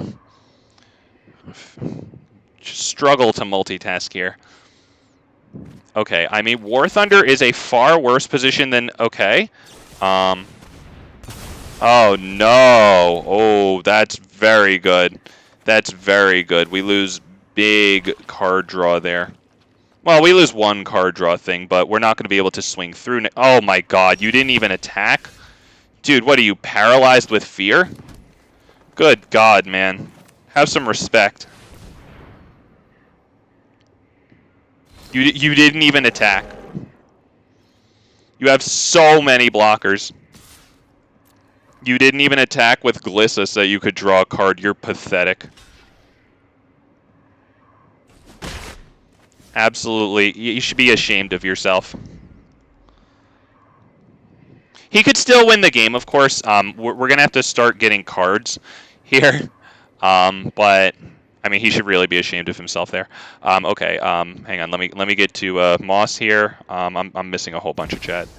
Gaijin is far worse than WotC. They are always promising something, always to just again screw the. That's too bad. That man, it's too bad that that's the normal way of business.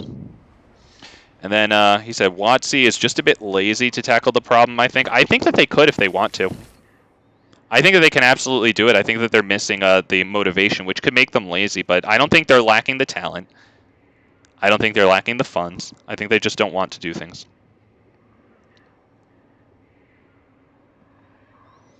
And then Hillbilly says, what I think... Oh, hang on. Jesus Christ, dude. You should be absolutely ashamed of yourself. Let's go ahead and do this. Boom.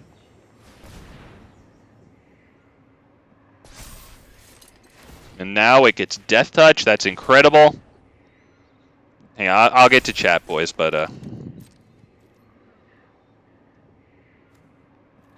attack in with, yep, both of them. If they don't block Thrun, that is lifelink, so we will go up to 46. It has Deathtouch and Indestructible once again, so...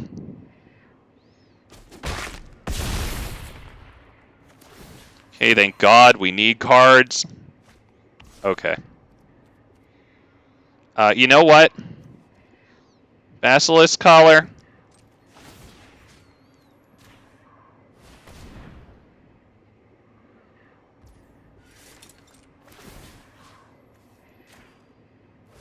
That way it gets a little power boost.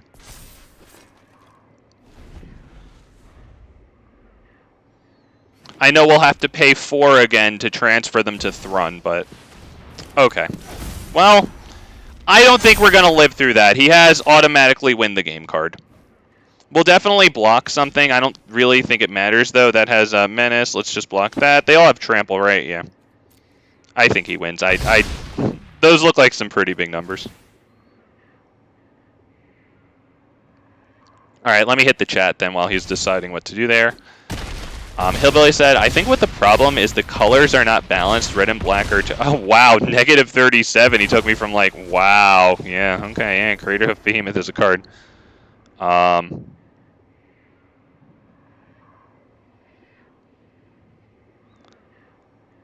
then Double Gangster recognized another suffering soul in chat who plays the game too. And then, yeah, I have a bunch of hours in that game, okay. Quite a long time ago, you decided to focus on MTG or Yu-Gi-Oh!, which is, oh, good for you, dude, good for you. Enjoy Yu-Gi-Oh! I tried to get into Yu-Gi-Oh! Again at some point, maybe like 2 years ago, but like, I'm a Yu-Gi-Oh! Boomer. I played in like the original like 5 or 6 sets, you know, like up to, like, I still call them magic cards in Yu-Gi-Oh! Even though they've been called spell cards for like 20 years, you know, that's how much of a boomer I am. I was playing Yu-Gi-Oh! Before Magic the Gathering sued them to stop calling them freaking magic cards. I just couldn't get back into it. I tried to play Toon Monsters since I'm such a boomer, and they weren't good. Yep, always coming back to the snail. Alright, let's see. Fine. I mean, we have Caryatid and Gwenna in this hand, and 3 lands, so what am I gonna do? Say no to something that's coherent? By the way, boys, if we haven't already, let's get some likes on the video because Big Fat MTG tries, okay? He does. Thank you so much, also. Okay, so... what am I going to do here, man? Thankfully, a tally did nothing for its first 3 turns. Ooh, they're going to not kill Caryatid. Okay, they hovered over it. I thought maybe that would happen. I don't know if they actually sued Konami and won, but Yu-Gi-Oh! Used to call their spell cards, right? The ones with the green outlines. They used to call those magic cards. That's what I remember. I was playing starting from freaking Legend of Blue Eyes when every single monster sucked except for the super rares and above. Seriously, monsters sucked in Legend of Blue Eyes. I can't believe they printed those monsters. They were just the worst things in the universe. They're just wastes of cardboard, to be honest. Cankerbloom's actually nice because we can cast Thrun, Gwenna untaps, and then we hit Cankerbloom. Although, let's see. Cankerbloom gets paid with this, right? Yeah, Cankerbloom gets paid with this. And I think we might want to hit the Rune of Might to draw a card.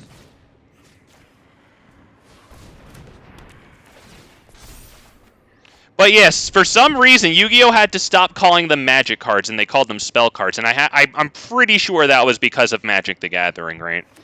Because these are magic cards. Also, I look up and this guy has a lot of lands. How'd that happen?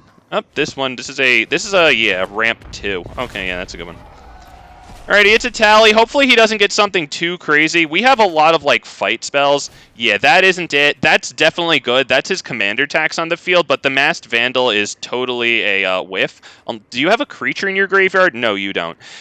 With the Masked Vandal, you have to exile a creature card from your graveyard, and then you can exile an artifact or enchantment, target opponent controls. Okay, so let me hit the thinking here right fast. We might want to start with this, so that we can start getting big cards. We have 1, 2, 3, 4 mana still. Let's start with Cartouche of Strength, because that's going to enable Thrun to actually kill this thing. And then they just get to cast it again next turn, to be perfectly honest. But if I don't stop them from flipping it next turn, that's bad. Yep.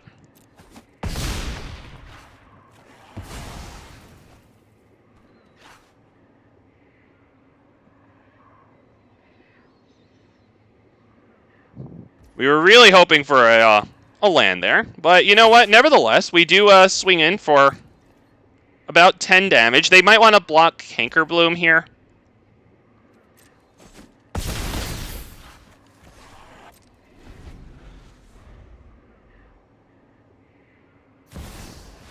Wow, Vorinclex Voice of Hunger. Damn.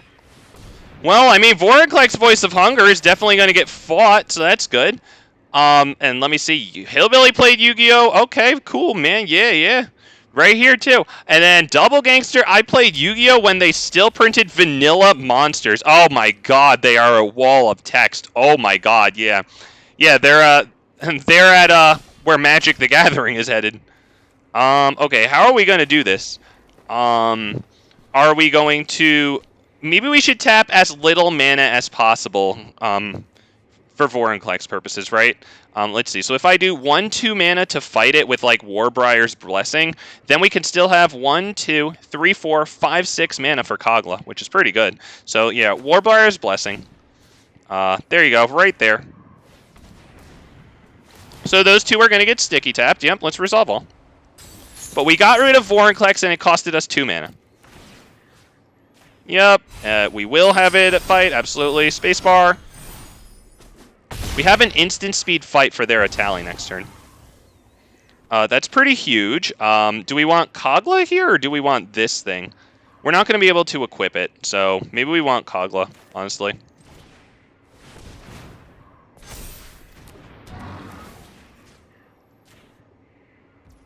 Yep, fight. And we definitely swing for some good damage here. They take 13.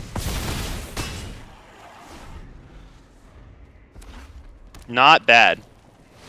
No, they need something really good here. They might have something super good, but that's not the greatest. Yeah, oh, that sucks.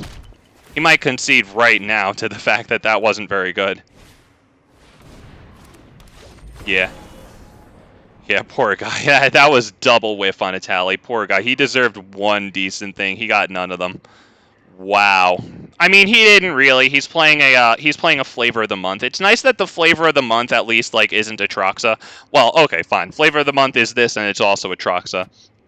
I guess this is more palatable than Atraxa, but you know, it's still just copied and pasted from one of like 2 or 3 major content creators that played the thing, and now everybody's playing them because they saw free easy wins. Oh man, there was one guy who I faced with in the last week though. He was running a whole bunch of like dinosaurs with this. I actually really liked that guy because he just had it to accentuate his dinosaur tribal, which I thought was really cool because I mean, I haven't seen anybody else do that. Even with the way that I played a tally, which was, you know, with like trying to get a lot of enter the battlefield effect into the deck, even that's not as different as that guy who just went like Gruul dinosaur tribal. He had some of the not very good dinosaurs, like some of the uncommon ones from Ixalan. Like he really went dinosaur tribal with that. I was actually shout out to the guy again. Maybe some of you have seen that in a video, but I was actually really happy with that guy. All right, let me hit the chat. Oh, good. I'm only back one message here. I think Magic's mechanics are better designed in general, especially that you can not directly attack creatures or that you have the lands as a resource. A lot of people don't like the lands as a resource. I kind of like them. I don't know if I like or dislike them. I guess both. It's kind of easy to have mixed feelings about lands because since we play Magic the Gathering, we get screwed by them so much. But yeah, I feel what you're saying. Yep. It's definitely a moderating force that you can't just do everything. I mean, Yu-Gi-Oh! Has, it seems, from an outside casual observer's perspective, it looks like people are playing solitaire.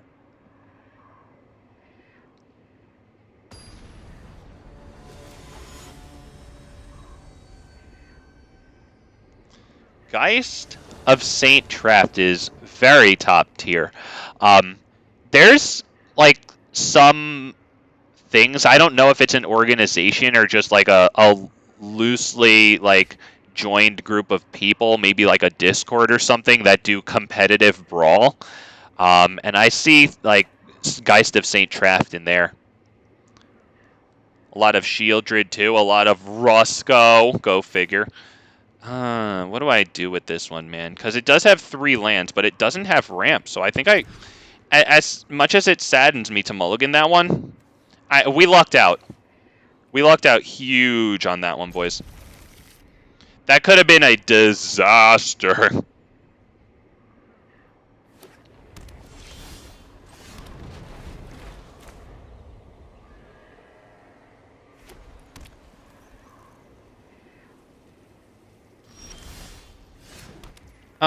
Caryatid.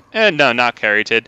Because the Graveyard Hate isn't going to be too good against them here, so this Armored Scrapgorger will never tap for more than 1 mana, whereas I love the Caryatid because it does tap for more than 1 mana. As long as we control a creature with power 4 or greater, like, I don't know, maybe our commander? And even if not our commander, then anything that we're trying to Voltron on. Although I don't think that I have a secondary Voltron thing in this deck.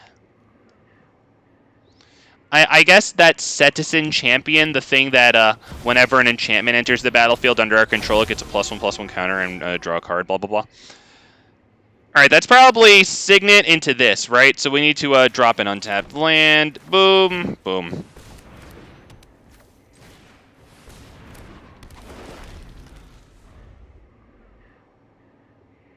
We're going to have to race them here.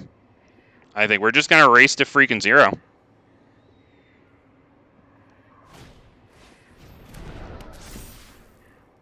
Next turn, they might have trouble dealing with Thrun. I don't see how they're going to be able to deal with it. I'm sure there's something that I'm forgetting, given that we're in Historic Brawl and it has such a big card pool, at least when it comes to Arena. I know, the Commander players are laughing, I know. Laugh it up, I know.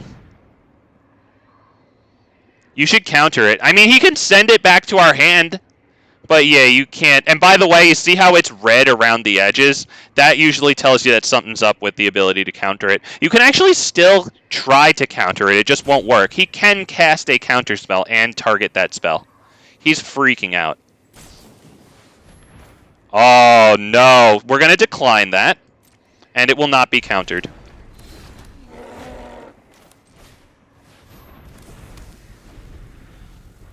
He actually did cast the spell on it.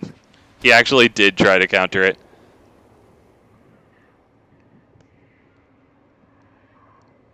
It's okay. I can't expect everyone to know what my commander does. I barely know what my own commanders do. I mean, we saw me earlier lose it to a Droxo when I forgot that it has freaking indestructible.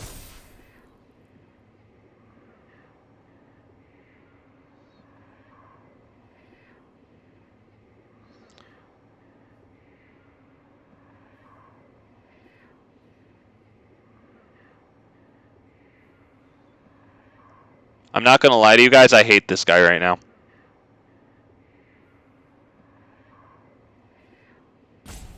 He's freaking out. He has no idea what to do.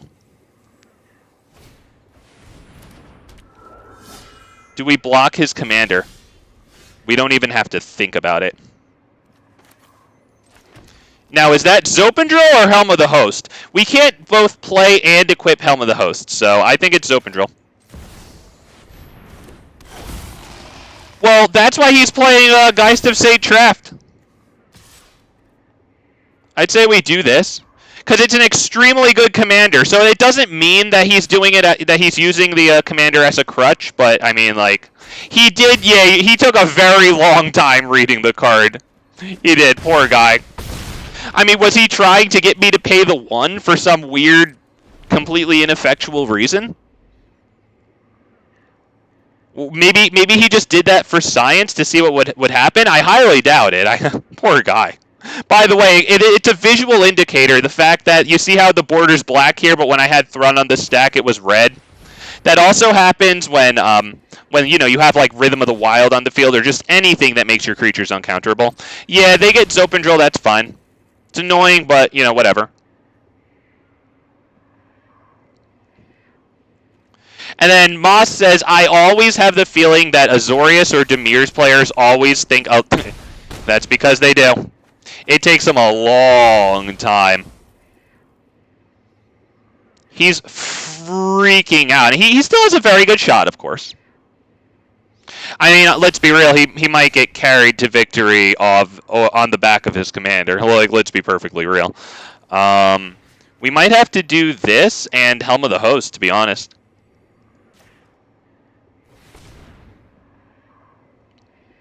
I don't even think Helm of the Host resolves, but he only has 2 cards in hand, so like we have a shot here. But I don't know. If he tried to counter us with Mana Tithe, I don't know. We can't attack here, of course. I mean, I guess we can?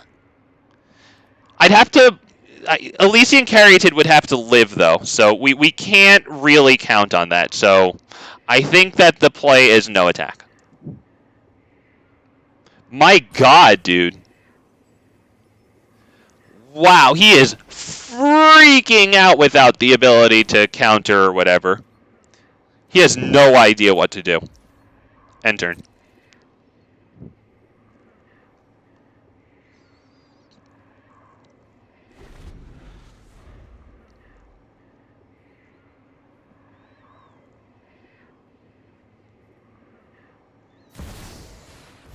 Oh no, that gives it protection from green. It'll happen next turn. Wow, Hunter's Insight. That's going to be pretty interesting. Alright. How exactly are we going to do it? We have to use Hunter's Insight, I think, and then, I don't know. We're going to need an instant speed fight so that when he makes the Angel token next turn, we can fight that, because we're not going to be able to fight this through Hexproof. Or we're going to need to get, what's it called? The, you know, Shadow Spear. Shadow Spear, there it is. Okay, so I think we have to start by equipping Helm of the Host. Do we have to? I think we freaking have to. Yep. And now we attack with just this one, I think? Right? Just that one? I mean, it doesn't make a difference, right? We're not attacking with this one next... I mean, we're not blocking with this one next turn, right? So we might as well just attack with both of them, right?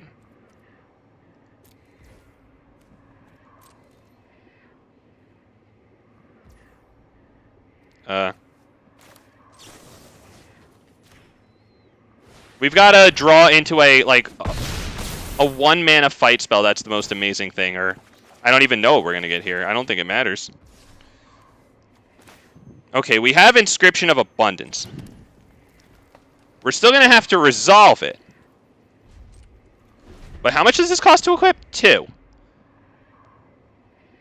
Hopefully he screws up and pays his blue mana into that. We have a shot.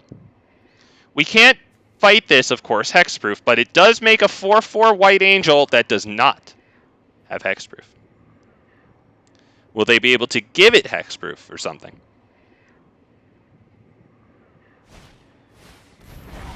It has double strike.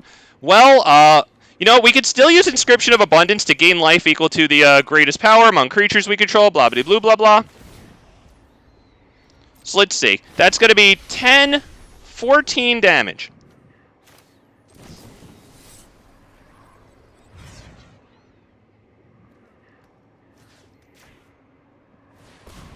Wow. Wow. Wow. Oh, brother. Oh, brother.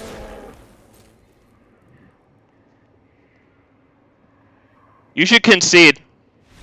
Yeah, and scene. Boys and girls, let's get the like on that one because whooped all the time, but like that one didn't have it all, but that one had some stuff. A blue-white player who freaked out when he couldn't counter Thrun for a long time. He then tried to counter Thrun still. That didn't happen. He freaked out more.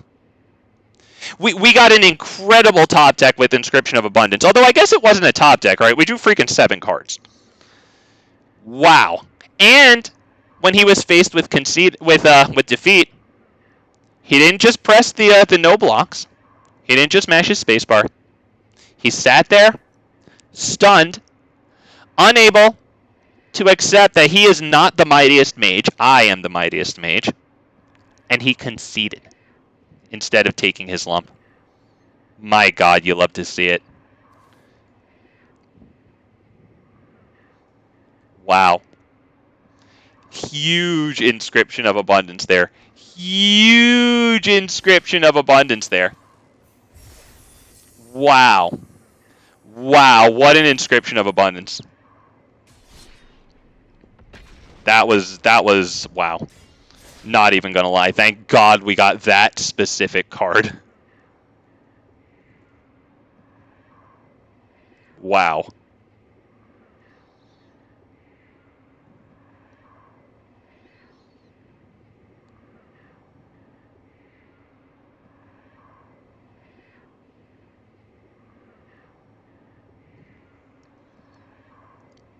Wow. It's the biggest freaking Inscription of Abundance I've ever seen.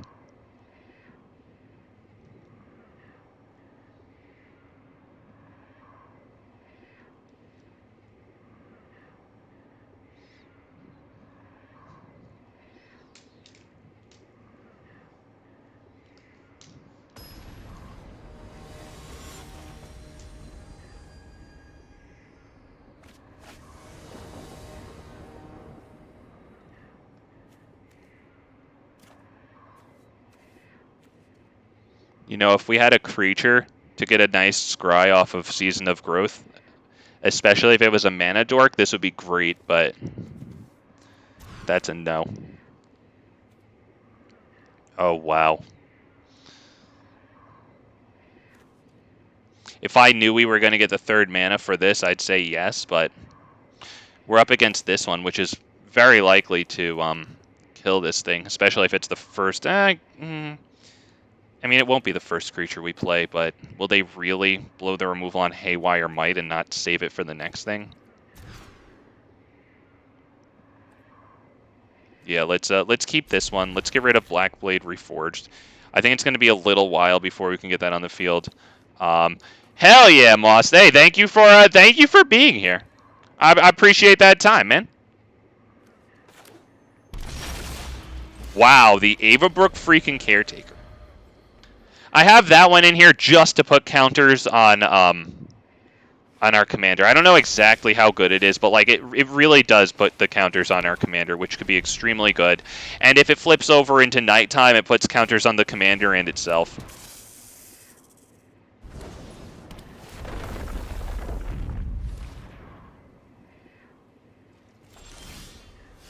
Wow. All right. It's probably still Gwenna.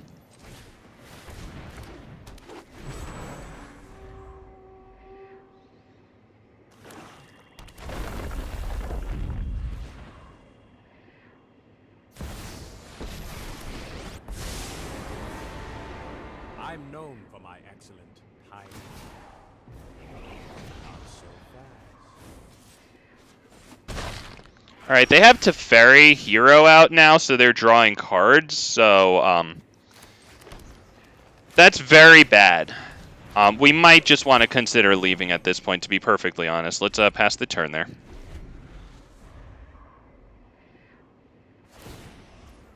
Yeah, I mean, Teferi out there, we honestly might as well leave this game. Because it's going to be a little while before we can get at that thing. And they're running freaking board wipes. So this is just a... At this point, we're facing Teferi. I don't know if that's their whole strategy here. But as far as I'm concerned right now, yeah, they have 2 Planeswalkers on the field. We'll get right into another game. I'm not even going to lie to you, Double Gangster. Like, at least it's not Atraxa 7, but like... It's not like Atraxa 4 is a treat to face, you know, like only one person is going to have fun in that game. But you know what? We get out of that game within like 120 seconds. It might be copium, but we're calling that a victory. Because if I can reclaim more of my free time to actually enjoy it, instead of let some freaking vampire, you know, like, suck the fun out of my free time, I'm good with it. The first sliver here. Now, this could be somebody who's actually running slivers, or it could be somebody smuggling their Prismatic Bridge deck out of Hell Tier. I don't know, dude. I mean, we have 4 lands. We'll almost most certainly, draw another land before our commander, right? The problem is, like, we have nothing to do until freaking turn 5 for our commander. The only acceptable cope. Yeah, it's cope, but I mean, if Wizards of the Coast isn't going to look out for its players to have a good time, then we have to do it for ourselves, man. I'm happy to concede as fast as possible. See, and Teferi? It just makes it easier.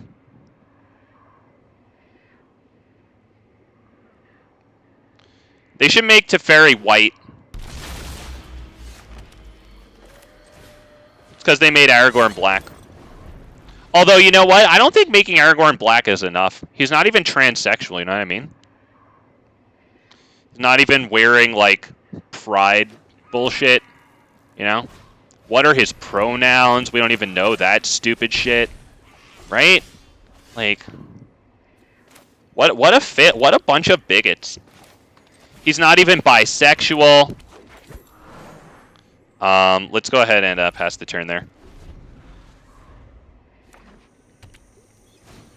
Alright, this dude's actually... I like this guy. He's actually running slivers. Good for you, man. Good for you. I'm happy for you. Okay. We get Oracle down. That's super good. Hopefully we get the land off of the top here. Either way, we get the 5th land onto the field. We don't get it off the top of the library. That's fine. Let's go ahead and pass the turn. We might luck out, draw this fight spell, get a land off the library and this land, and we could go Thrun and use a fight. Yeah, the Twitter bio, that's right. I'm telling you, man, Black Aragorn isn't enough. There needs to be some reference to his freaking stupid gender pronouns in his stupid Twitter bio, or they're a bunch of bigots. That's not enough for me.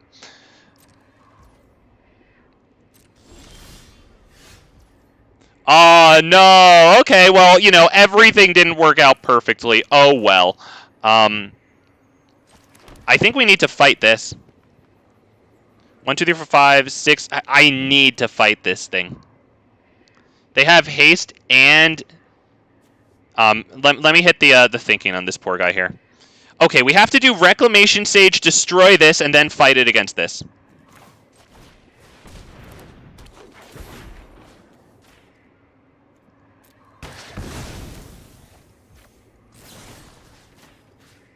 Oops, sorry. You know what? I don't need to lose the thing I'm fighting with. My bad. How much does this equip for? 2. Okay, so I can't equip something with lifelink and then get that fight. Let's go ahead and attack in for 3 whole entire damages. I'm not using the treasure token to equip this for a very small amount of lifelink.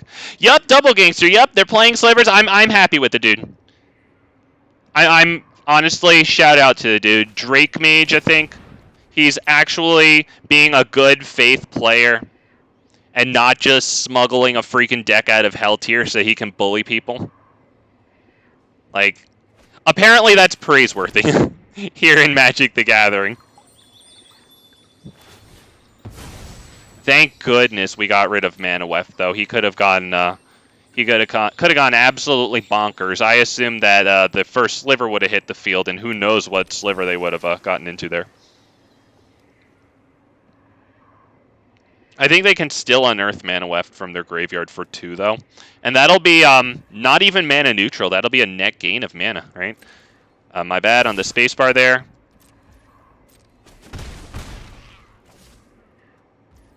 Okay. Lands! Oh, no lands. Alright, fine, dude.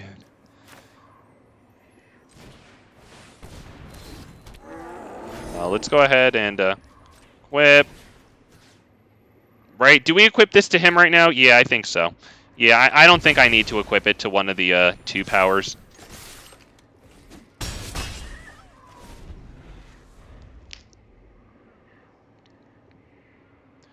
You know, we can win next turn. If we get an untapped land onto the field, we can drop Nissa at full power and immediate ult.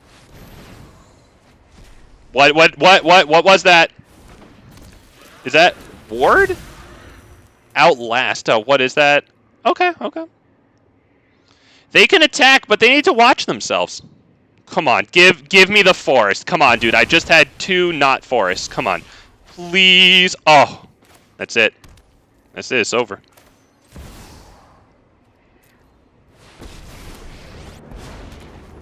I mean, it's not necessarily over. We're adding 18 power onto the field, though. So they have to block.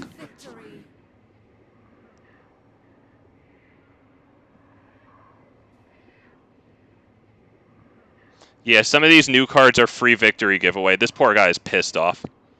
Look, he just went into the graveyard. Did you see that? You saw the glows down there. Wow, he's mad. Now he's doing his math.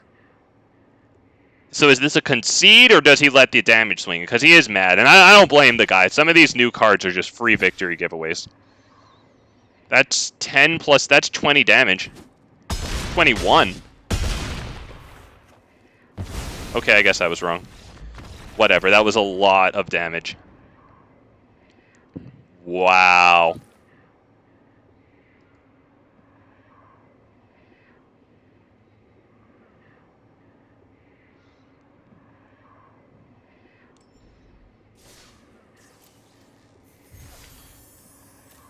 Ooh, a rare! We got a rare! Oh, we deserve it. I mean, Nissa deserves it. Oh, it's okay, cool, man. I don't have a whole lot of rares from that set. When you cast your next instant or sorcery spell this turn, copy that. Oh yeah, people use that one. Okay, you could choose new targets for the copy. Not gonna lie, I was considering building a deck that convokes City of Fire onto the field, and it would use like Monastery Mentor, Third Path Iconoclast. Both of those things create tokens whenever you cast a non-creature spell. And of course, the Monastery Mentor one is the one that has prowess, and the tokens it makes also have prowess. And this would go very nicely in that. That's pretty darn cool. And yeah, Double Gangster. I don't watch a whole lot of TV or movies, too. I don't even have a functioning TV. Anything I'd watch probably be through YouTube if it was going to be, quote, TV, unquote, per se. But I'm kind of off of the movies and TV series these days. It's probably the best for you. You're really not missing out on anything. At least as far as I can see. Can't stand all the bullshit, because there's so much on YouTube. You're missing out on stuff, but there's just so much stuff, you know what I mean? Can't stand all the bullshit. At least I can still watch the Hitchcock movies without being called a bigot. Oh, God. Oh, man. Yeah, well, I don't want to add too much to that, but yeah. Yeah, dude. It's just like, all I'll say is like, calling people names just drives their behavior underground. People aren't going to stop acting the way they're acting when they're called names. And then I'll move off of it, because all that stuff is supposed to get people to fight. So. Just like the Black Aragorn thing, to be honest. Like, it's really just meant to farm controversy. So I don't want to talk about it too much. Today's the first time that I've actually, like, really mentioned it, even though the news came out a long time ago. But it's just to get people to fight, and so that way, like, all the videos about it get pushed up in the YouTube algorithm and other search results. It's really just farming people's outrage to get free press, which is kind of douchey. Let's go ahead and pass the turn there.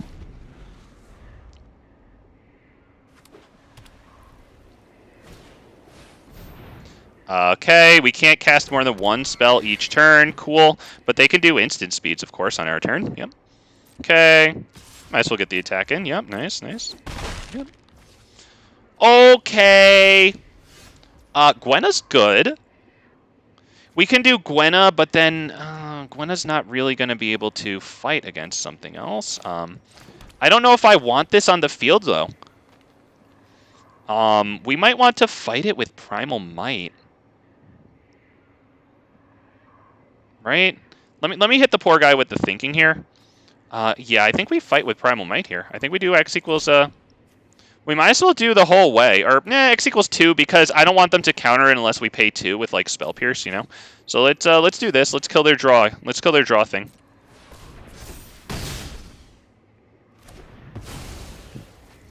And, do we attack? Yeah, let's attack. Because if they want to block, then fine. But otherwise, I get 4 damage in, right? Because I can't block their flyer.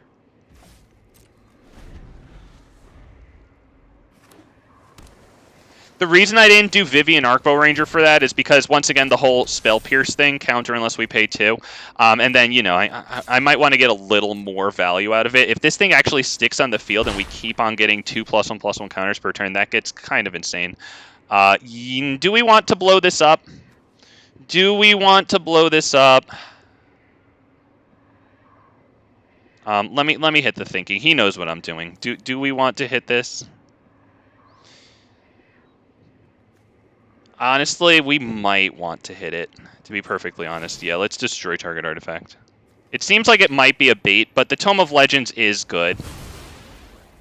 So let's see if they want to... they might as well just tap now and remove the counter, draw a card.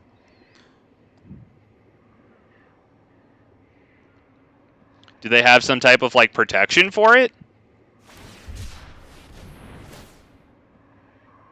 Oh, wow, nice. Okay. Let me hit the... that was actually pretty darn cool. I don't need to hit the nice, but that was pretty nice, not going to lie. Now, do we do Gwenna right now? Because they're all tapped out. Do we do Gwenna right now? We should probably get Thrun down.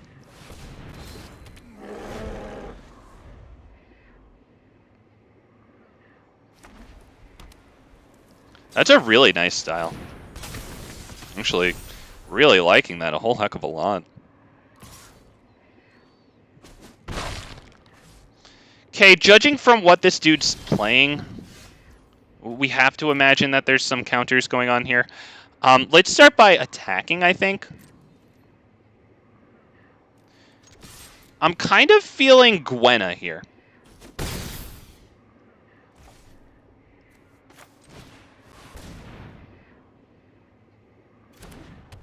And it makes it to the field, okay. Does it make it to their turn? Well, let's see if it makes it through their turn, but it does make it to their turn. Okay, what's that? Spells your opponents cast that target this creature cost 2 more to cast.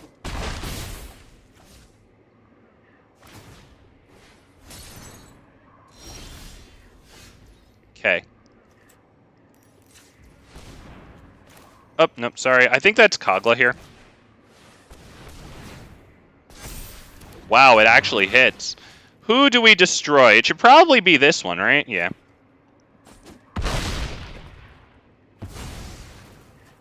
Let them go ahead and sink a lot of mana into it next turn. Is that the Aftermath art? I'm not sure. It's really nice though. I tend to have a better opinion of like not computer generated art. Well, I don't know. Maybe this isn't computer generated, but I mean it's mad nice. All right, that's going to be a little difficult to deal with, to be perfectly honest, because we can't really kill that thing. Indestructible, I think that's a good game. If we had the Shadow Spear... Oh, sorry, I hit thinking. I meant good game. Yeah, if we had the Shadow Spear, that would be something. But I don't think we're going to do that. We can't really attack through that thing, even with our Trampler, right? Even if I did Ancestral Mask, that's only going to give +2/+2. It's not even going to attack through Avacyn there. Unfortunately, we're pretty much done there. That's really unfortunate that they got to Avacyn. Wow. Very good. Damn. Very good.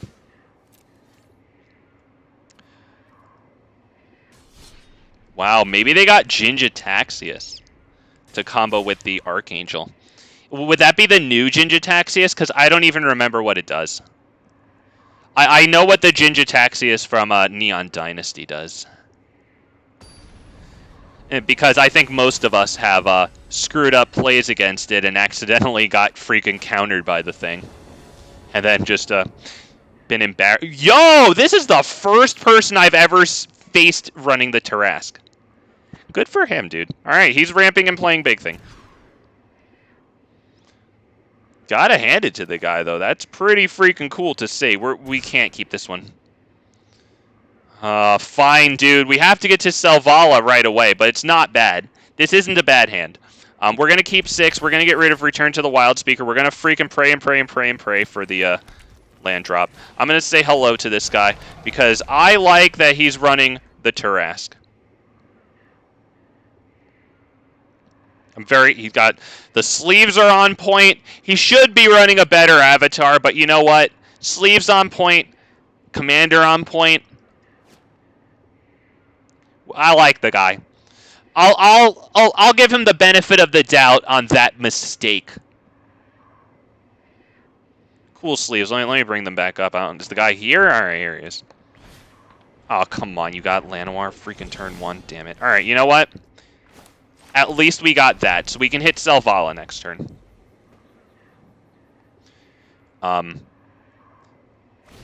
The turn after Selvala, if we can't get our commander down, I will put Howl of the Hunt on Selvala so that it taps for more mana.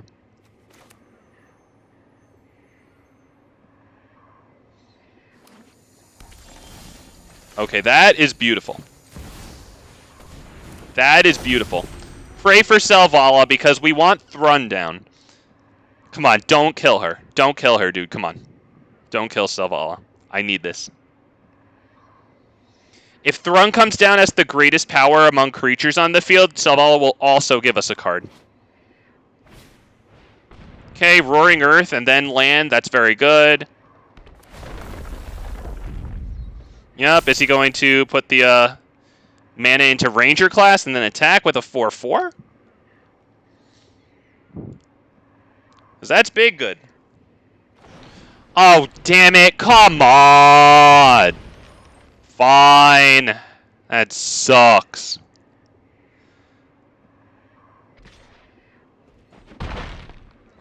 Alright, well played, well played.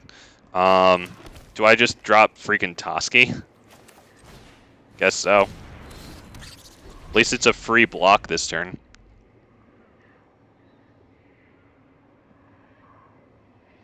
I guess in an emergency, we can attach Basilisk Collar, give it lifelink and indestructible.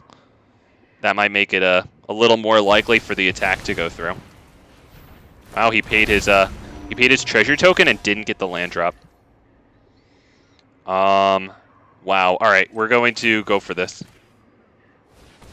He's probably going to block with Kira, I have to imagine. Right, because Kira would die, and since he missed his land drop, he's definitely going to want to get the lands here. So he's not going to... Wow. Okay, well, okay. Does this give trample? No, it just gives +2, but it gives vigilance. So Toski would also be able to block. That might make it worth it to put on Toski.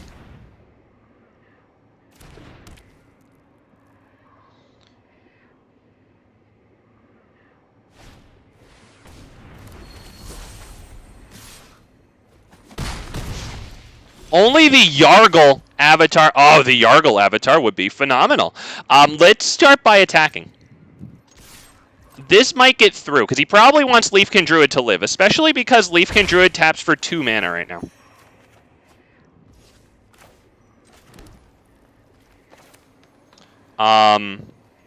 One, 2, 3, 4, 5, 6, 7. He won't be able to get the Tarask down next turn, it looks like.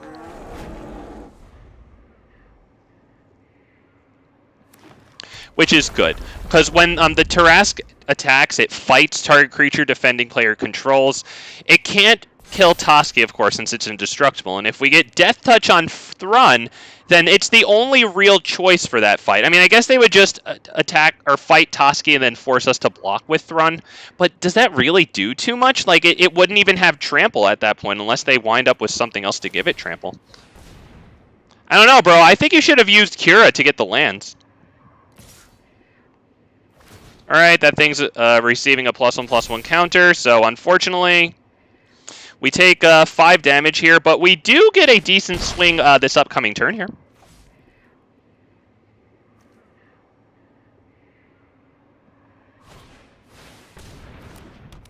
Okay, Festering Troll King. Wow, we got Nissa.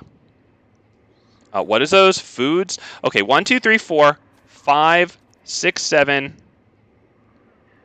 They still won't have 8 next turn, right? Let me hit the thinking for the poor guy. 1, 2, 3, 4, 5, 6, 7, 8. Oh, they could get the Tarask down next turn. All right. I don't think that means I drop Nissa. Right? I don't think we do that. I think we put Oakenform on this. Or maybe we put this on it because it gives it vigilance so it can block also. So let's do that. Let's put... hang on. Alright, let's equip this. We're not going to bother doing this at flash speed because we need to give it vigilance when it's declared as before it's declared as an attacker, sorry. So we attack with both.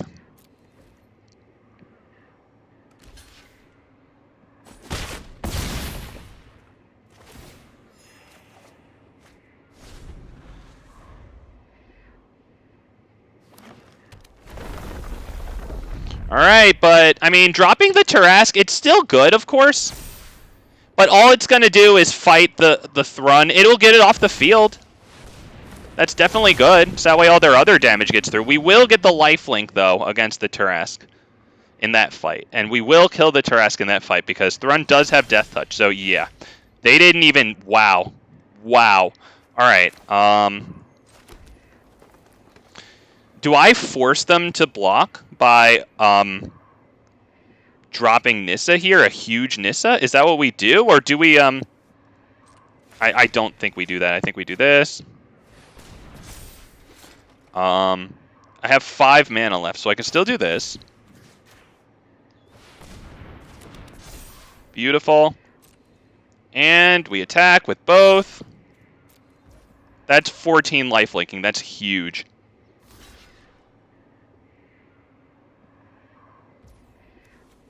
Yep.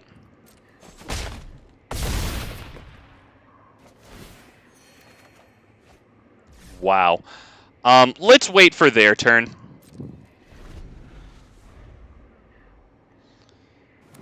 Since this has Ward 10, the best thing to do will be to fight this.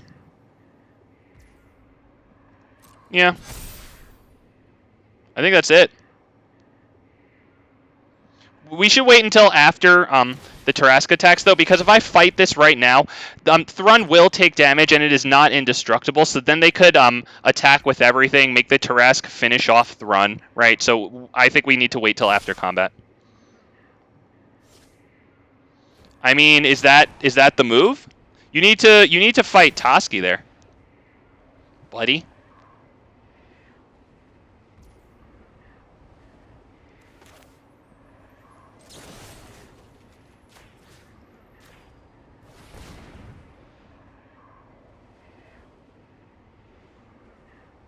That's bad, dude. And we can still survive 5 damage here. But I don't even think we're going to risk it. I mean, I could block this, but I can't even risk them. Because what do we know? They might have some sort of power up in hand. I'm going to give myself absolutely 0 chance of losing Thrun here if I can help it. No blocks. We have 48 freaking life. I think I'm good.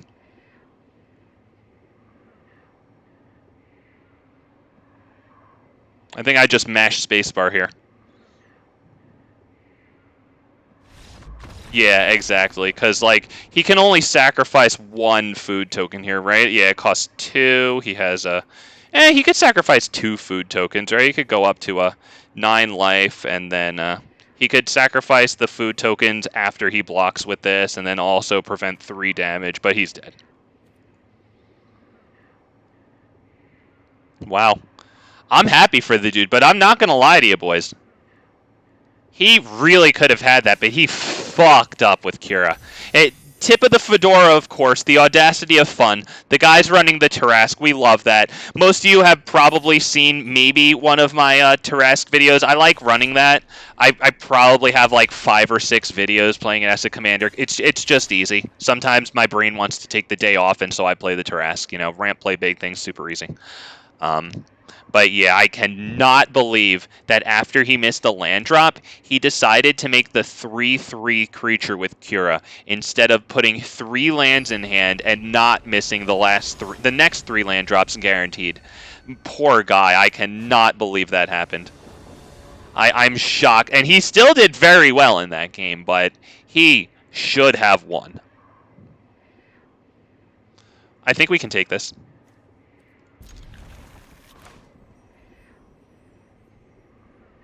We don't have anything. I mean, we have Thrun Power Suit, but we don't have, like, creatures on the field until Gwenna. But, you know, Gwenna's going to be good. We could miss our land drop after Gwenna and still get Thrun on the field and untap her and then attack with a 3/4. Okay, but we will get the land drop after... Oh, right, yeah, my bad. I was thinking about Gwenna. Yeah, I probably can't play that. All right. There's Thrun Power Suit. That one's a good one. Equipped creature gets +1/+1 for each aura and equipment attached to it, and it also gets Ward 2. Not bad. There's the Great Henge, which, if nothing else, will get us a bit of life in this game. Wait, what is this? Oh, okay. Yeah, Gwen. They also have a dork to fight here. We're gonna get Thrun down, but yeah, we do have the prize fight, and we would probably like to hit this with it. Rhythm of the Wild. Okay, they do not tap 4 to do that invasion of, I don't know, the 4-cost one, right? That, yeah, that is very good. That ramps them 2 lands.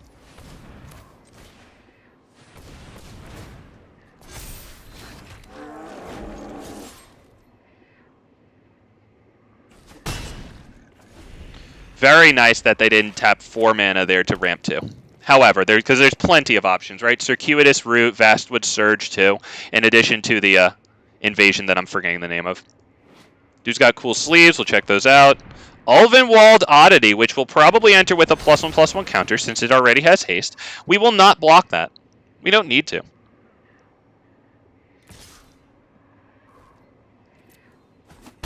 Please don't have a fight. Beautiful. Beautiful, beautiful, beautiful. Let me get the thinking here. We might want to go the Great Henge and then do stuff.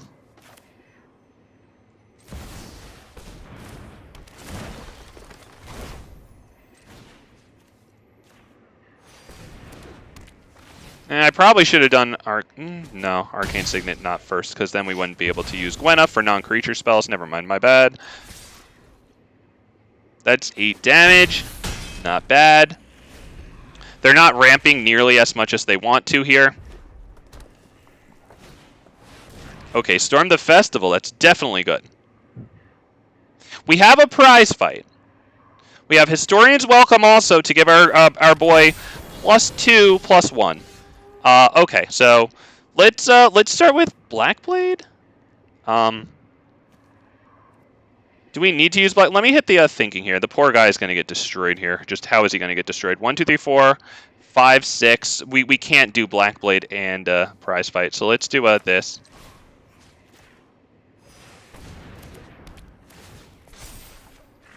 Beautiful.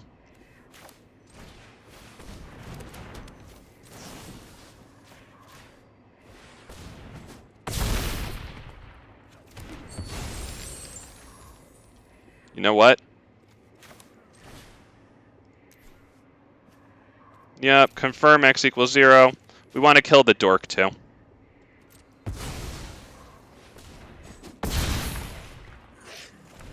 Means he has to drop a land and tap out in order to hit a tally. But he will be able to use Rhythm of the Wild, so he could pull off a huge win here. Okay, yeah, he's going to get a tally. Surely it enters with haste. And let's see if he can get... Oh, wow. Okay, yeah, it did get haste. I was like, what the... No, it didn't get haste. Holy shit. Oh, you can have enchanted creature fight target creature and opponent. Damn it. Damn it. Damn it. Oh, that's too bad. Boron Collection, I hope it enters with haste. I mean, we'll see. It's all good. We can still cast Thrun, of course. We'll get a card with the Great Henge, too. We'll use Gwenna, so that way it untaps. I can't believe he gave them both +1/+1 counters. I mean, it's fine, but like, I can't believe he did that. Oh, look at that! Look at that! It's defaulting to not having Gwenna tap. Come on, man. Boom. This.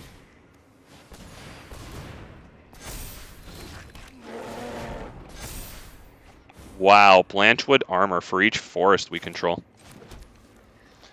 We control 5. That's not terrible. We probably want to equip, right? So let's go ahead and equip. That would be no attacks. Gwenna might need to be sacrificed to blocking a tally, because they're obviously getting their land drop here.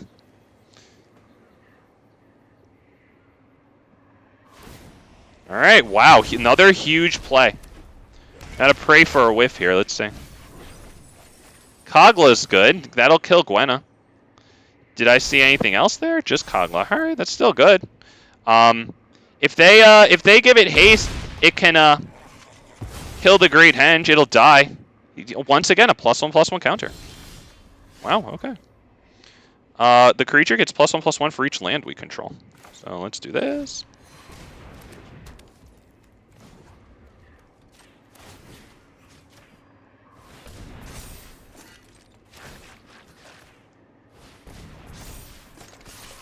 Huge. They have to double block. That's huge.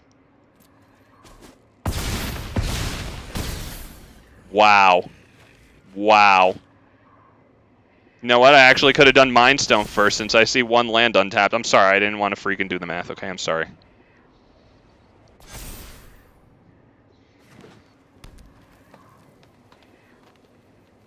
Hell yeah, thank you for stopping by, Double Gangster. Don't forget to leave a like on the way out, but I appreciate you being here. Alright, so they have Emrakul down. But you know what, like, with a +1/+1 counter again, dude.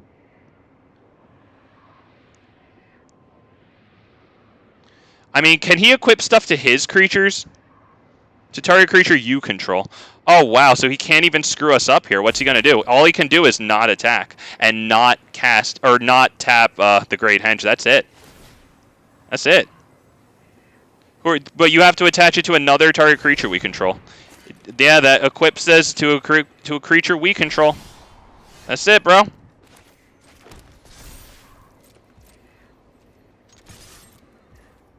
Wow. Hell yeah, Double Gangster, you the man for that. Thank you so much for the freaking for the support. I gotta ask though. I don't know till I ask. Woo! Boy, thank goodness he couldn't screw us up with Emrakul, dude. I don't know. Should he have given his creatures haste there? Would it have mattered? I think he should have, right? Because with all the things that he gave +1/+1 counters instead of haste with Rhythm of the Wild, right? Creature spells or non-token creatures you control have Riot, which means they enter the battlefield with your choice of a +1/+1 counter or haste. Especially considering Emrakul. We would have been damn near dead, right? Right? We would have been damn near freaking dead if he had just given his stuff haste. Holy crap. I can't believe he sacrificed that much damage for +1/+1 counters.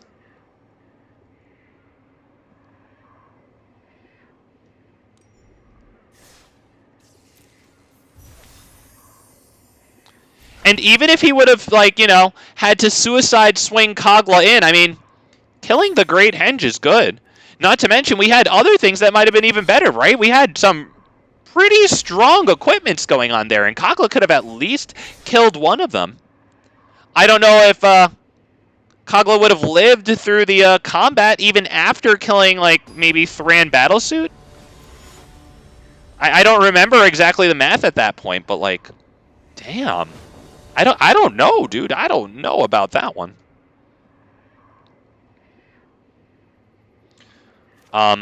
This isn't good. I know that we have going into Topiary, like, we have third turn Topiary Stomper here, but they go first. So I don't know if that's a good hand. Fine, dude. I'll try it. Because I can use Rune of Might at least to draw a card second turn. We have to get rid of Helm of the Host. It's just too far out. We do have to kind of pray for Llanowar Elves to live. Yup, have a good one, Double Gangster. Thanks for being here, man. Okay, that's an extremely good top deck. We're still going for this just to draw the card. Okay, and attack.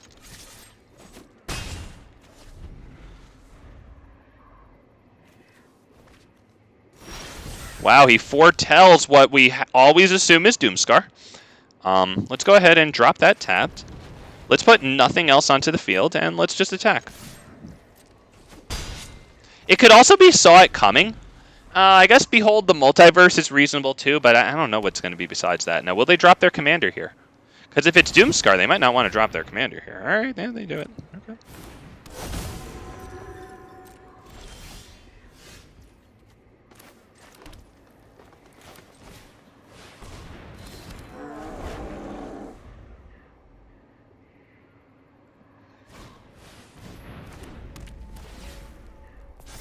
Wow. Flying and first strike, is that? Damn, very good, very good. So we're going to need something with, like, lifelink in order to survive this, because we're on a pretty fast clock here. I think we can start with this one because it draws us a card. Right? Yeah, it feels good. Boom. Wow, Reclamation Sage. That's an incredible... That's freaking God tier.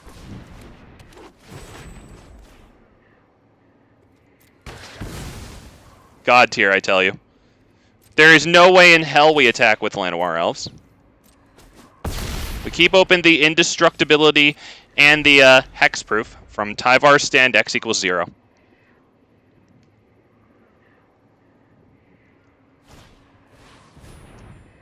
Okay, it has flying. Yep. So now we can attack. Damn, he had a backup source of flying, unfortunately. I mean, at least we take away the +2/+2 bonus. But he still gets to swing in.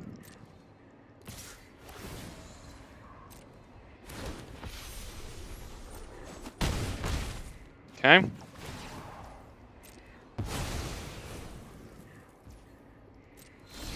Can I win here? Hang on. 1, 2, 3, 4, 5, 6. We can do this for x equals 5. So we have 2, 10. We can win here. If they don't counter this.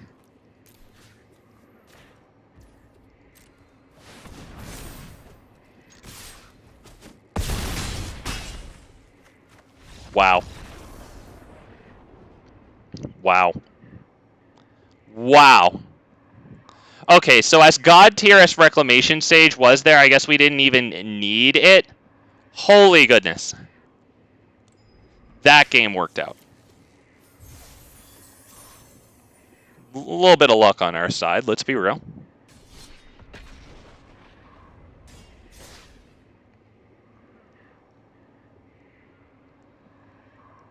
Damn.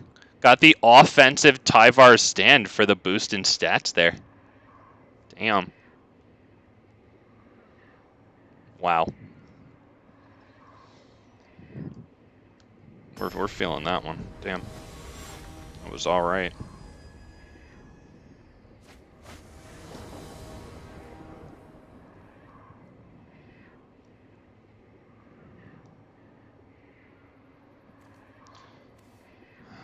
I should probably take this, right? It's got a chance at doing something good.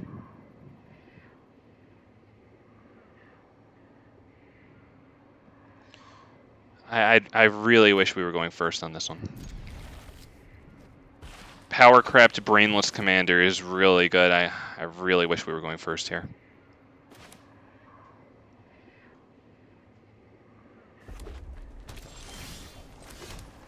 That one.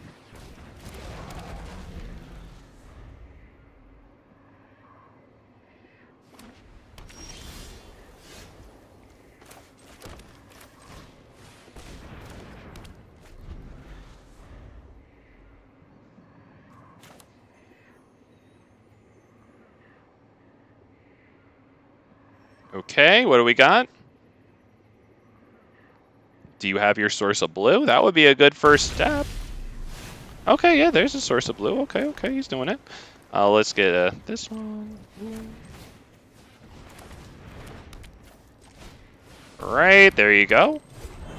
Pretty nice opener. Now, let's see if Gwenna lives, because obviously, big if.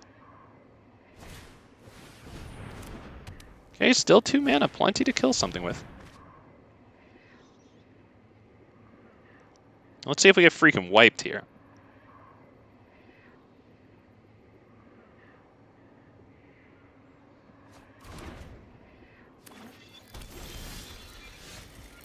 Okay, so what do I want to get down? Maybe Thrun and anything else? Let's take a look at it after I cast Thrun here. With 2 mana here, yeah, we're not going to be able to get the Great Henge down. Do I really want to get this down? Now let's go ahead. Let's drop this. Let's equip this to you for now. Get a nice swing.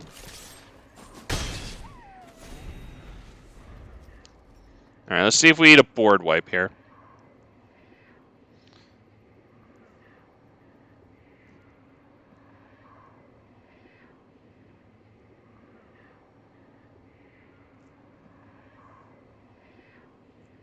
Come on, pray for no board wipe.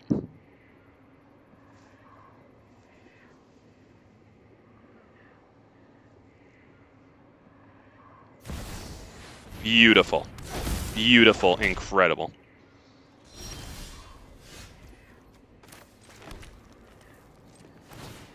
Start by moving that one over here, right?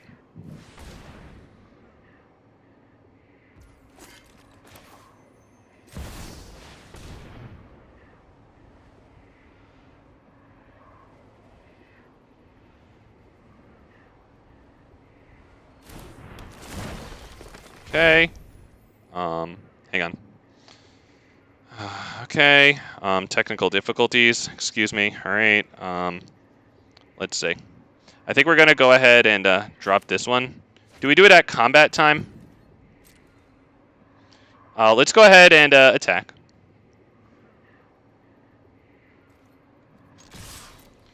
With both, we're baiting the block.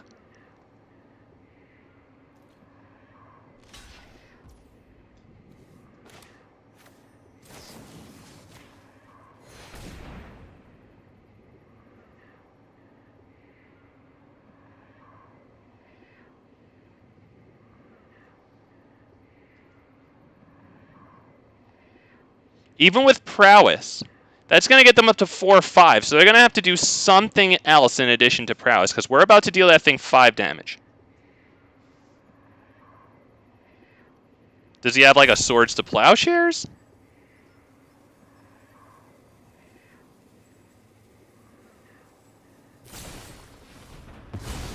Wow, exiled cards. Okay. All right. Wow. Okay. Well, hey, Gwenna's phased out, so if they get a board wipe, it's not going to wipe Gwenna. That's something, I guess.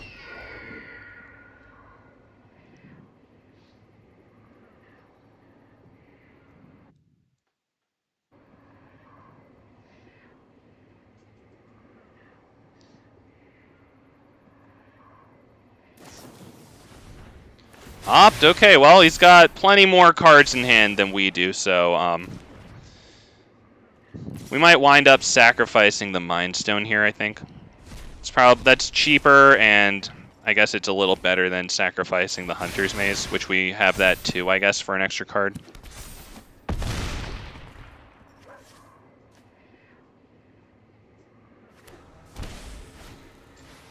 Red Horde, Jesus, not bad. Not bad. Wow, okay, that's good. That's really nice.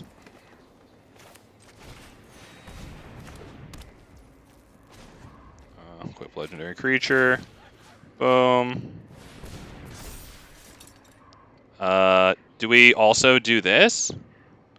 I don't know. Do we need to do that? Let's try it, I think. Yeah, because we might just get a land that we can drop. Oh, wow. Besiju? Do I drop that as a land here? Or do I hold that for their commander? What exactly is this? It's just +2/+2 in Vigilance right now. I think we'll go ahead and drop that. Oh, shoot, I can't. I did drop the land. Okay, my bad, my bad. Okay. Yeah, let's just attack. It's not lethal, so you don't even have to block it.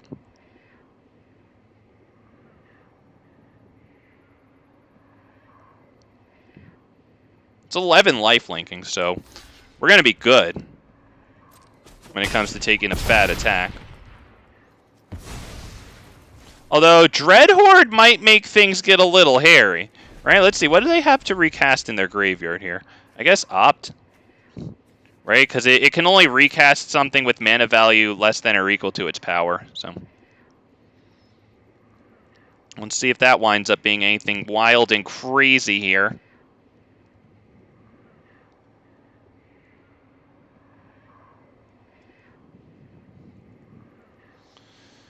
Woo! What do we got, boy? Come on, not a board wipe. Come on. Thrun, please live. You gotta pray for Thrun, boys and girls.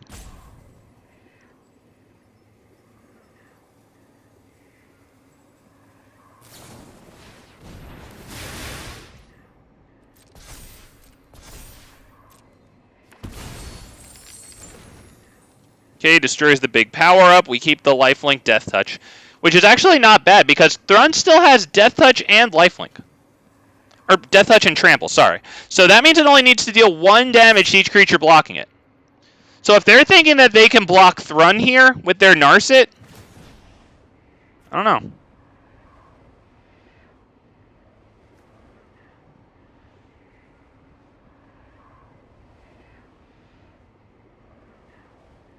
They can exile our equipment, but they can't equip it at instant speed. So they'll have to do that, and they'll have to tap 3 mana for it at the end of the turn here. Or main phase, whatever. But either way, they're going to maybe have a false sense of security thinking that Narset's going to be really big, right? With this on it, it's going to be huge. Yet, remember, once again, Deathtouch and Trample, we only need to assign 1 combat damage to each blocker, and the rest goes through.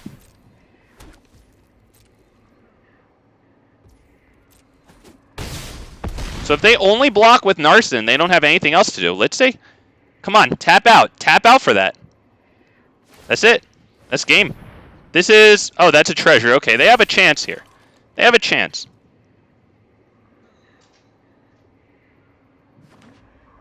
Ah, shit. They have 2 lands. Alright, they have 2 capacity for stuff. That's unfortunate. I was hoping they'd have less. Bushwhack? That's incredible. Let's bait their counter right now. Does this have lifelink? Let's bait their counter right now.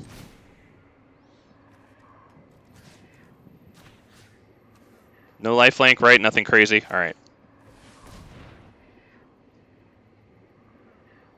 That was an incredible top deck, by the way. Come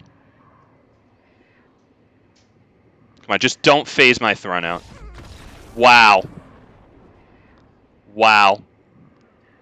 Wow, but once again, even if he hadn't done that, man, I think we lulled him into the full sense of security. I don't even think he realized what was going to happen with the Deathtouch and the Trample, which, to be honest, that's good because I recognize his name, so the next time I face him, he might fall for that since he won't even have the opportunity to learn that that could have happened to him this time, which it was seconds away from happening. Wow.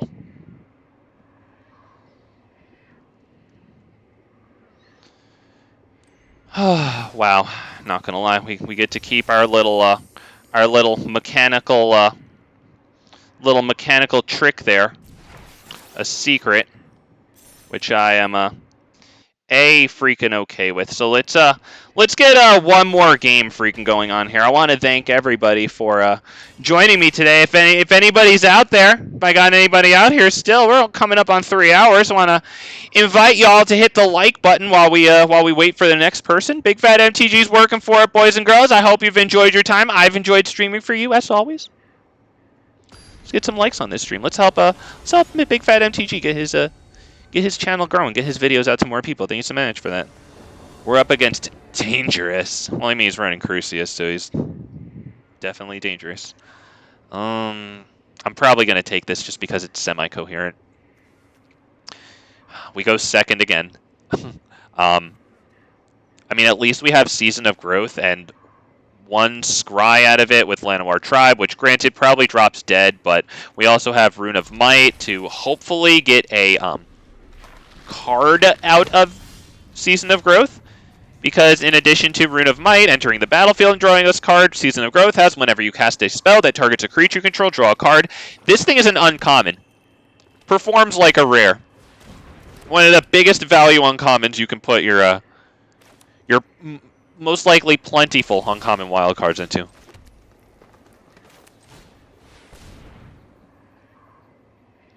Let's see if that's okay with this guy running red and black. Are you going to counter that? I know black has some ways to get enchantments, even outside of Invoke Despair. I know Invoke Despair isn't their only way to get enchantments.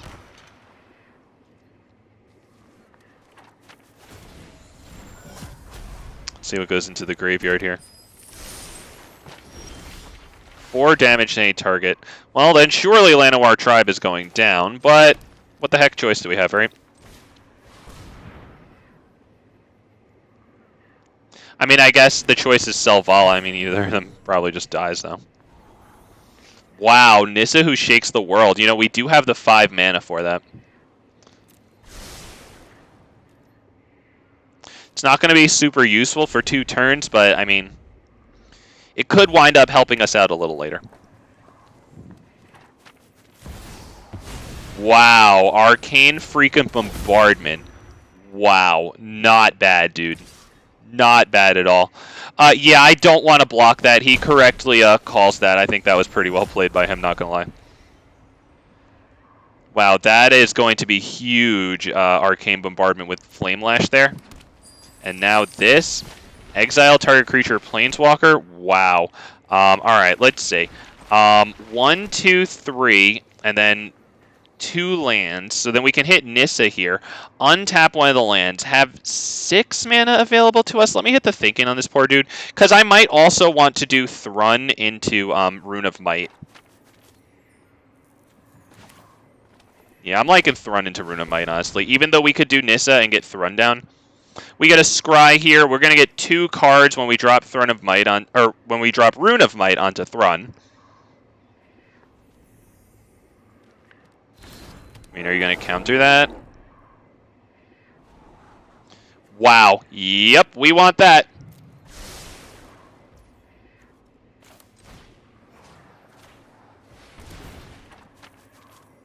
So Llanowar Tribe, there's no way it makes it through this turn, but like, Hopefully Thrun makes it through the turn so that we can get the kill on Crucius. We get 2 beautiful cards there. We love cards. We have 2 fights in hand. We'll most likely use Calm the Ambush as a fight. Fights are also spells that target a creature we control, and they will draw us a card as a result. Okay, so looks like Llanowar Tribe's already dead here. But you know what? It actually got us the 3 mana. So, Llanowar Tribe, thank you. You done good. It'd be really nice if we could get into some kind of artifact or enchantment removal, though. I like that this guy is doing Arcane Bombardment. I don't think I've ever faced somebody doing Arcane Bombardment Crucia, so I do have to hand this guy, like, he's not just doing the cookie cutter. I like him. And what an honor it is for me to say that. Choose a non-land card and exile it. Oh god, he's going to be constantly discarding us. Not going to lie, though, now we have the fight on his commander.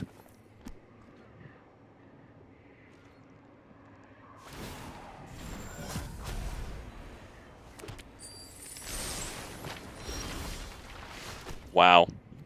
Alright. We're going to start out with this one.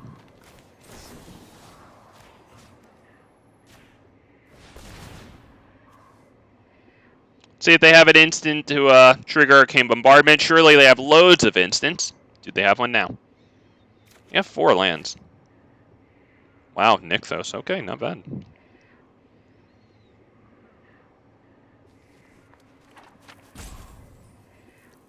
We're probably going to want to hold Calm the Ambush for his turn.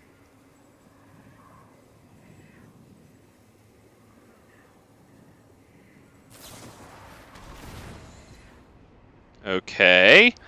Yeah, okay, fine. I mean, he's gonna get rid of another card from our hand. That's annoying. It's probably gonna be Calm the Ambush now. Oh wow, target creature gains indestructible until end of turn. We have to do this now then.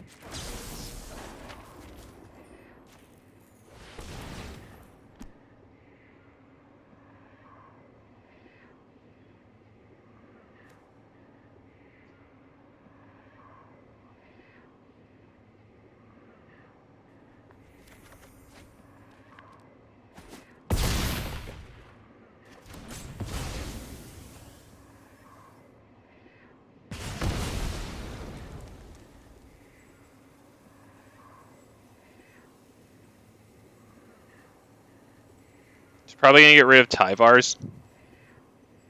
Because all the other things die to his deal 4 damage to any target spell. There it is, Flame Lash.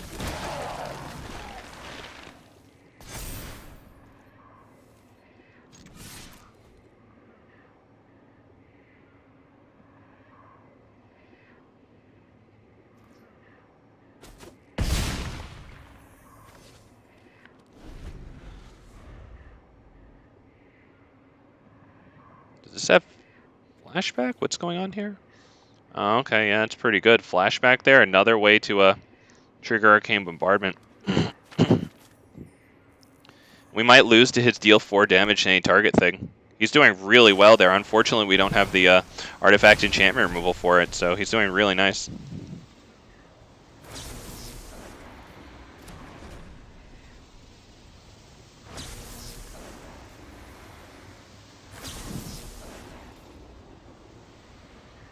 Yep. Now, does this have Decayed? Yeah, okay, that does have Decayed. It's still 1 extra damage, so he's doing great.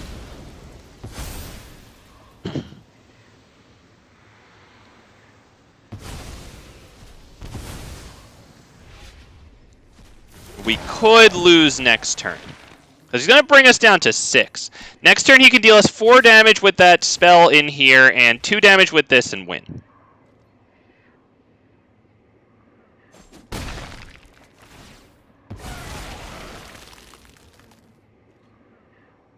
Might not be able to attack. Wow, Blanchwood Armor. Wow. +1 for each forest we control. That's going to bring it up to 12. And we're going to draw a card. If only we had Lifelink, dude. Wow, if only we had Lifelink. We have to drop the Caryatid as an extra blocker. Because then maybe it forces him to use the 4 damage spell on that. Or, oh no, he has exile target creature. Whatever.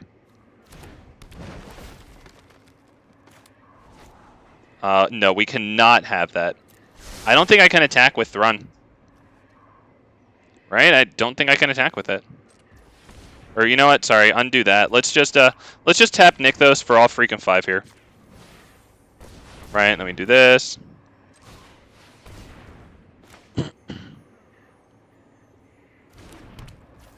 Draw a card off of this one. We have 2 mana. We might be able to cast the card. If we can, we should, because otherwise he's going to discard it with that, whatever he's got in here. Yeah, this one. Yeah, Armored Scrapgorger, yeah, we might as well play it, because that's another creature that he has to target with one of these things. So that's actually a super good draw there.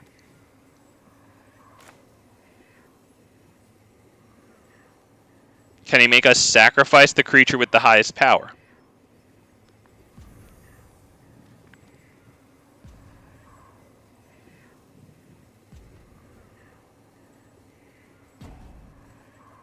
He's going to go Arcane Bombardment on us. Yep, okay, Resolve All, yeah. That's pretty much it, because next turn, surely he's going to be able to get his Arcane Bombardment off.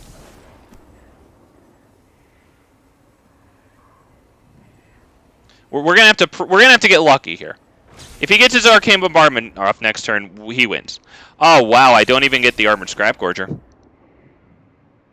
Yeah, we discard it. Yep, nice.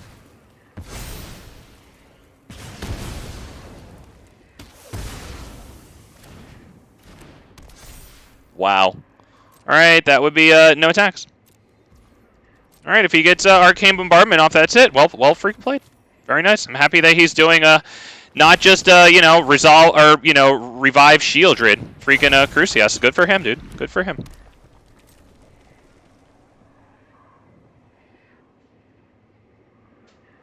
We're gonna have to sacrifice Mind Stone here to draw a card and increase our chances of actually having something here. We need something big here. Lifelink. Okay, that's not really it. Damn it. Now he gets another freaking thing into his hand. It's almost certainly a instant or sorcery. Yeah, so that's probably about it.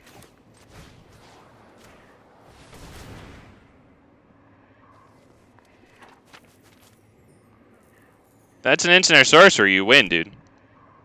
Alright, just 4 damage to any target again.